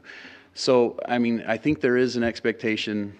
Sometimes it is hard to figure out those roles, and if you'll give us a little leeway to figure that out, we'd appreciate it. But generally speaking, I don't want to testify at a committee meeting. My work is behind the scenes, right, to make sure that legislators know what is going on behind the scenes, using those relationships that have been built over generations. And then it's true. They want to hear from someone with a title at a committee hearing, and we want that to be you. So we want you to be involved and engaged to the extent that you can. We understand that there are some that can't. And that's one of the issues, one of the challenges that we see in this form of government, because on the county commission side, generally they're full-time commissioners, right? And so they can be there and be super involved in those kind of decisions. And we don't expect every one of you to be there, but if you'll give us some leeway to recognize, Councilman Zillis might be really good on this particular issue. We'll try to go through the proper channels, Barbara, through the chair, but I think it works well that way to hear from expertise of the individual. So if, like you said, if you feel like there's someone that's more qualified to address the issue, I can appoint them or ask them to go down. Okay. I would not want to minimize the role. I mean, again, Councilman Worthen, for example, is very well connected. She's been down there a lot. She communicates well with legislators. She's been involved in UAC leadership. I don't want to turn down that kind of help. Right. Okay. Right? Good deal. Okay. Do you have the Thank you. contract, the agreement with you, Carrie? I don't. I'll just follow up with you Okay, based if on you would. based on the motion, if that's okay. Okay, great. Okay, thank you. Thank you, Carrie. I have asked a question. Sure. Where are we at with that deal that I mentioned earlier Which one? with Paradise Council, Paradise Representative Snyder? Is that kind of? It hasn't had much movement since the session. I'm not sure that his intentions have changed much, but there hasn't been any. He hasn't made any public overtures that direction. So, and yeah. He's waiting for something else to happen before he pushes. And he did commit that he would hold until, he would notify us when a change of events happened that made him want to move forward. And then we'll address the situation at that time. But I do trust that he'll hold for us and that he'll notify us before he moves forward. Way to get right on it, Gordy.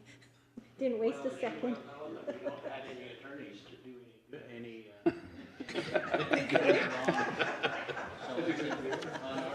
We just approved one, Gordy. You're gonna pay for it tomorrow. Yeah. The one that's upstairs is working on it today. Thank you so much, Carrie. Appreciate you being here and straightening me out there. All right. Consideration of forensic audit. Do we want to go ahead with this, or what's the county's discussion on this? In the interest of time, I will make a motion that we go ahead and approve the scope of the forensic audit as was presented in email. Second. Okay, it's been. What did you say? I was. Sorry. You got Barbara blocking you. What? Sometimes I don't say it. Say it real loud. I gotta Okay. hear this. That we go ahead and approve the scope of the audit as was presented in email. And it was seconded by you, Dave? Okay. It's been moved and seconded that we go ahead and approve the scope of the forensic audit as presented in email. All in favor? Aye. Aye. Any opposed? Nay. Okay. And Carl had to leave, but he said, I would like them to know that I'm opposed to that also. So, but the ayes have it. So did we get 4 votes? Yep. Yeah. So do we have, I wanted to discuss a little bit. Okay. Do we have any scope as to the need to proceed? There was a scope presented by. Additional information? There's a scope presented by email, but I would caution council against discussing this openly because there is a possibility of, it just needs to remain at this point confidential. So. Okay. All right. The rest of you, but my little things booked deep in red means that we're way overdue. Okay. All right. I understand, David, that you have a problem with tomorrow's workshop. I'm in Pocatello. I as well. I wasn't aware of the workshop, so Okay. I've got things scheduled. Well, we can reschedule. Is that okay with you, Sheriff? Sure. Okay, What was it on? I mean, it's the budget. Why are we meeting at the sheriff's office? We're not meeting at the Oh, sheriff's we're meeting office. About your budget? Yes. Okay. They're on the budget hearing tomorrow at 3, but I can make it Okay, whenever got it. it's convenient. Yeah, the council wanted to hear from the department heads regarding their budgets. It's part of just workshop just before, can we just do it that time, the same time before, or? We couldn't do it today because you see the schedule and where we're at now. We could have camped out. So we, They have higher priorities. yeah, and this was discussed over a week ago. It just didn't get on the agenda. And so if we need to change it, we will. And what would you like to change it to? Sorry, Sheriff, I guess we So how many need of to. these are gonna be coming up? Quite a few? Is every department gonna be doing this? We've got Public Works, right, Matt, that's coming up? That's awesome. The 20, Public Works and Development Services is on the 27th. You Okay. can make your workshop a little bit longer and include the sheriff if you want. What if we did it on the off Tuesday on the 20th? I won't be here. Dave, you won't be here. I'll be at USAC, but nobody else is going to USAC, right? Yeah, but we have BOE. Carl is going. Oh, Carl's going. Okay. I'll be at the sheriff's conference next week, but anything Okay. after next week I can do 27th, whatever works. So we can do it on the 27th? Could you switch Public Works and do it first, maybe? How long do you need each We one? know how to get to the point. About 15 minutes, I'm good. Well, then we should be able to have All 3 of them. all 3 of I'll them on take there. it. Why can't we wipe it out that way? I agree. Okay, so we'll have all three on an early workshop on the 27th. You give them a limit of 15 minutes and let them go to work. Can we have Diet Cokes provided that day? That's called a tea kettle black. All right, so Sheriff, you'll be moved to the 27th. Matt, the 27th. And who else? Development services. Development Services. Still at the Tim? same time at 3 o'clock? I'd say we better make it 2:30. I'd say 2. 2? Yeah, because notice how we didn't have a lot of time Does that left mean over. that Chad can take more than 15 minutes if you? Somehow, I just think it's going to take longer than what our best intentions. Dirk, 15 minutes? Development services? No. 10 minutes? And don't do 20 Sean Milne. 20 would probably be good. And if we're on the same day as Public Works, it would help because we share the municipal services revenues and less is more for sure. Understood. Yeah. 2 or 2:30. Nolan, are you gone? When are you gone? I leave the 27th, but I will come to the budget hearing, but I won't be here for county council meeting. Okay, so if we start at 2, that'd be better for you? It would. Okay, we're going to start at 2 then. McAllister, were you going to say something? I just was hoping to remind of the calendar from the previous chair. My first report, I guess. This file is our proofs for the tax notice.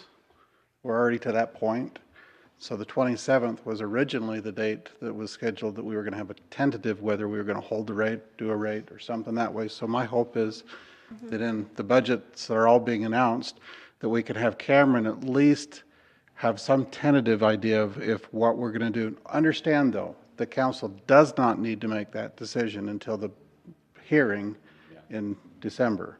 No, we have to make that decision October 20th because it's before an election. No, So it's if we're before- going to raise taxes, it's we have to give notice before the election. But if you want it included, I send out the information to the printer to the 7th of October. So that's where initially the 27th is a really loaded meeting. So I just wanted to encourage that to be on your agenda and radar. I'm not sure I would be much of a mighty prophet to say that we're not going to need to meet publication deadlines on announcing a tax increase. So, but What did you say? I don't, sorry, I don't what? think anyone's going to want to raise taxes. No. No, we don't want Yeah, to. so we don't, the noticing is kind of, you know, right? Hopefully the budget's been crafted in the way that we don't have to. That's, you know, because we haven't seen it yet, so we don't know if it's got a tax increase or not. Which is really why we need to have it in August. So Janine, you're putting down Craig. Craig asked. Do we want him in the workshop or do we want him in the regular meeting? I'll just attend because I need to know because I'm sending information. Okay. What do you, And I can do that in the council meeting. okay, council meeting. I'll just be in attendance, so I know. And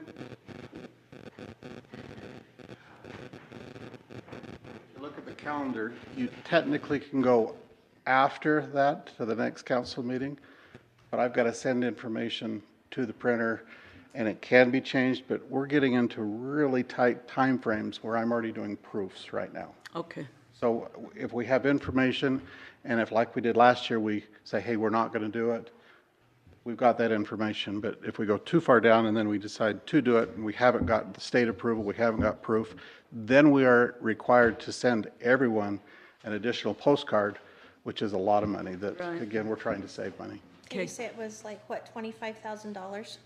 At least it's 50 cents, you've got 50,000 parcels.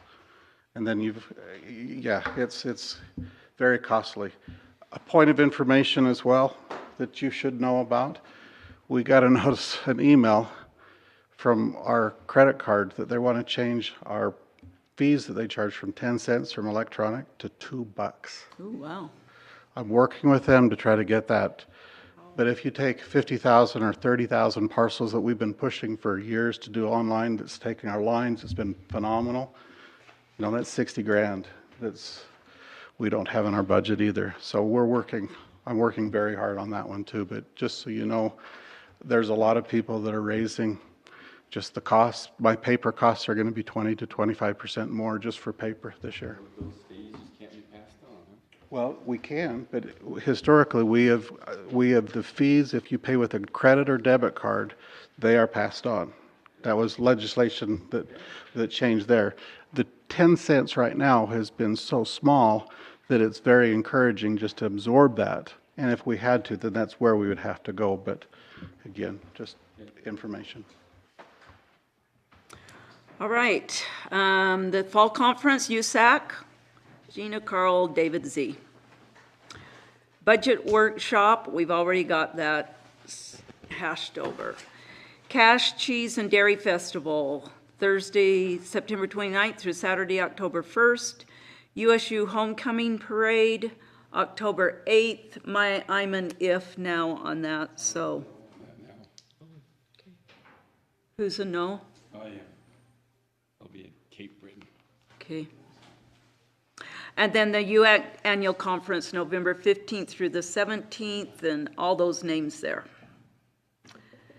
All right, council member reports. I just want to point out, I'm sure all of you got a letter a copy of a letter that came from Joanne Bennett regarding elections. She wanted some time to address this to the council.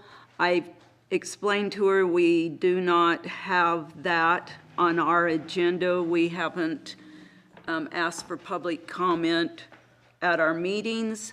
So she sent this letter out. I'm still going to ask what the council feels about that, addressing the council. Robert, I think if we were going to do it, and I'm really not sure how I feel about it, but we need to have the other side of the story presented as well. Obviously, she's concerned about elections. Joanne, raise your hand so they know who you are. Thank you. You better start opening it up for everybody Yeah. that would like to come and share an opinion. Yeah. And what time? Yeah. Well, she does have some good questions. You really can get out of control if you're not careful. So I've asked her to send the letter. If any of you would like to address or have any questions to her, then you could go ahead and do that. But I'm agreeable with David. Once we open that up, then we've got to open it up to everybody, and then we end up leaving here at 10 o'clock instead of 8:30. Should we have a maybe a solution or whatever would be to have a presentation on how the election process works, just a short presentation to the council? From whom?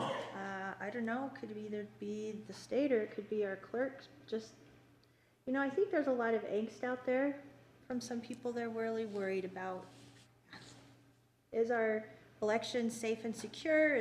Can it be trusted? And it would be good to be able to show that as a council we understand there's some worries and that we can address those concerns.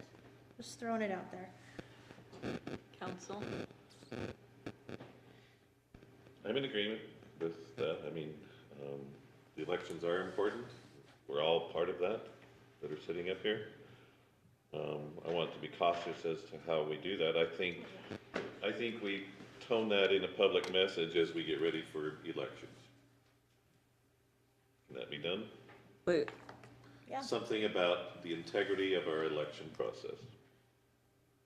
And not have anybody here, but do it as a I don't know, I'm just public saying if we notice. address it, we could say, as a council, we want our citizens to know that we have tried to do everything that we can to ensure that the elections are maintained and done in a proper and a consistent manner, and you should be comforted in the fact that we will always do that.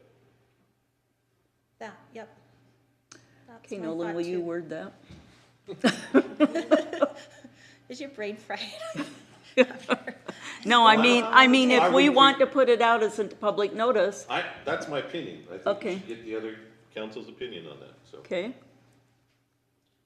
So what you're saying, Nolan, is it would be your wish that we allow our clerk to come up and do a tiny bit of training on why it's secure and what efforts that he goes to in order to make it secure? Yes. At a meeting. Yes. Be open to the And public to come and hear. do it before the November election so that they have knowledge or something that says the council is aware of elections, we know elections are important, and we try to do everything we can to ensure the integrity of them. Does that follow that? And maybe we could suggest to him that he could give a little tour. A few months ago, I think it was through UAC thing, we toured the Weaver County one. Yeah. Remember that? And Yeah. that was really helpful to have a better understanding of how that process works, and maybe something similar could take place. if Well, he wants to. Jess is he's really wanting people to go out and tour that facility out at the airport. Well, and if he lets the public know that this is what he does to ensure the integrity of the envelope once it's mailed, and why vote by mail is a good thing or whatever else. I mean, everybody's got an opinion on that. And I appreciate the lady sending in information and asking us to be aware of that. I think that's great. I don't want to, bemoan the fact that she did it, but I also want to be careful of how we open up public comment. Okay. You know, All it right. might be a good thing if Jess gets up and does a teeny tiny bit of training, and at the end of his training, and have a date set that he can invite anybody in the county that wanted to come out there to his facility there at the airport and view it, ask questions. Okay. Yeah, I really like that If he's idea. willing to do that, I think that's a positive thing. Nolan, could I ask you to talk to Jess about that? When do you want it? When do you want it, council? When do- Elections is the 1st of November. So When the probably. ballots go out. Yeah, when do the ballots go out? Mhm. Anyone know? Beck, do you know? November 18th, October, Me and stuff? I thought you knew all that stuff, man. When did you say? October So maybe 8th. our October first council 18th meeting is in when? October, he could give Yeah, us a little first presentation. 1st of October. First council meeting in October. Okay, Is that what? is the 11th. Pardon me? It's what? Columbus Day? Columbus Day is on the 10th. Yeah. Well, I was ready to celebrate Columbus Day, so. Okay. Do we 11th. want the 11th, and then you'll I'll contact contact Jess? him. Thank you. Okay. All right, very good. All right. Dave, do you have anything to report? No. Gordy? Dave makes Nolan? fun of all the talks I make, so I guess. Yeah, he makes fun of all of us. So. So, You ought to watch when Dave has a passion, he can go on and on and on. yeah, I did, he swore one time here. yes, he did. Okay, Gina? That's my goal. I don't have anything, thank you. All right, with that, this meeting is adjourned.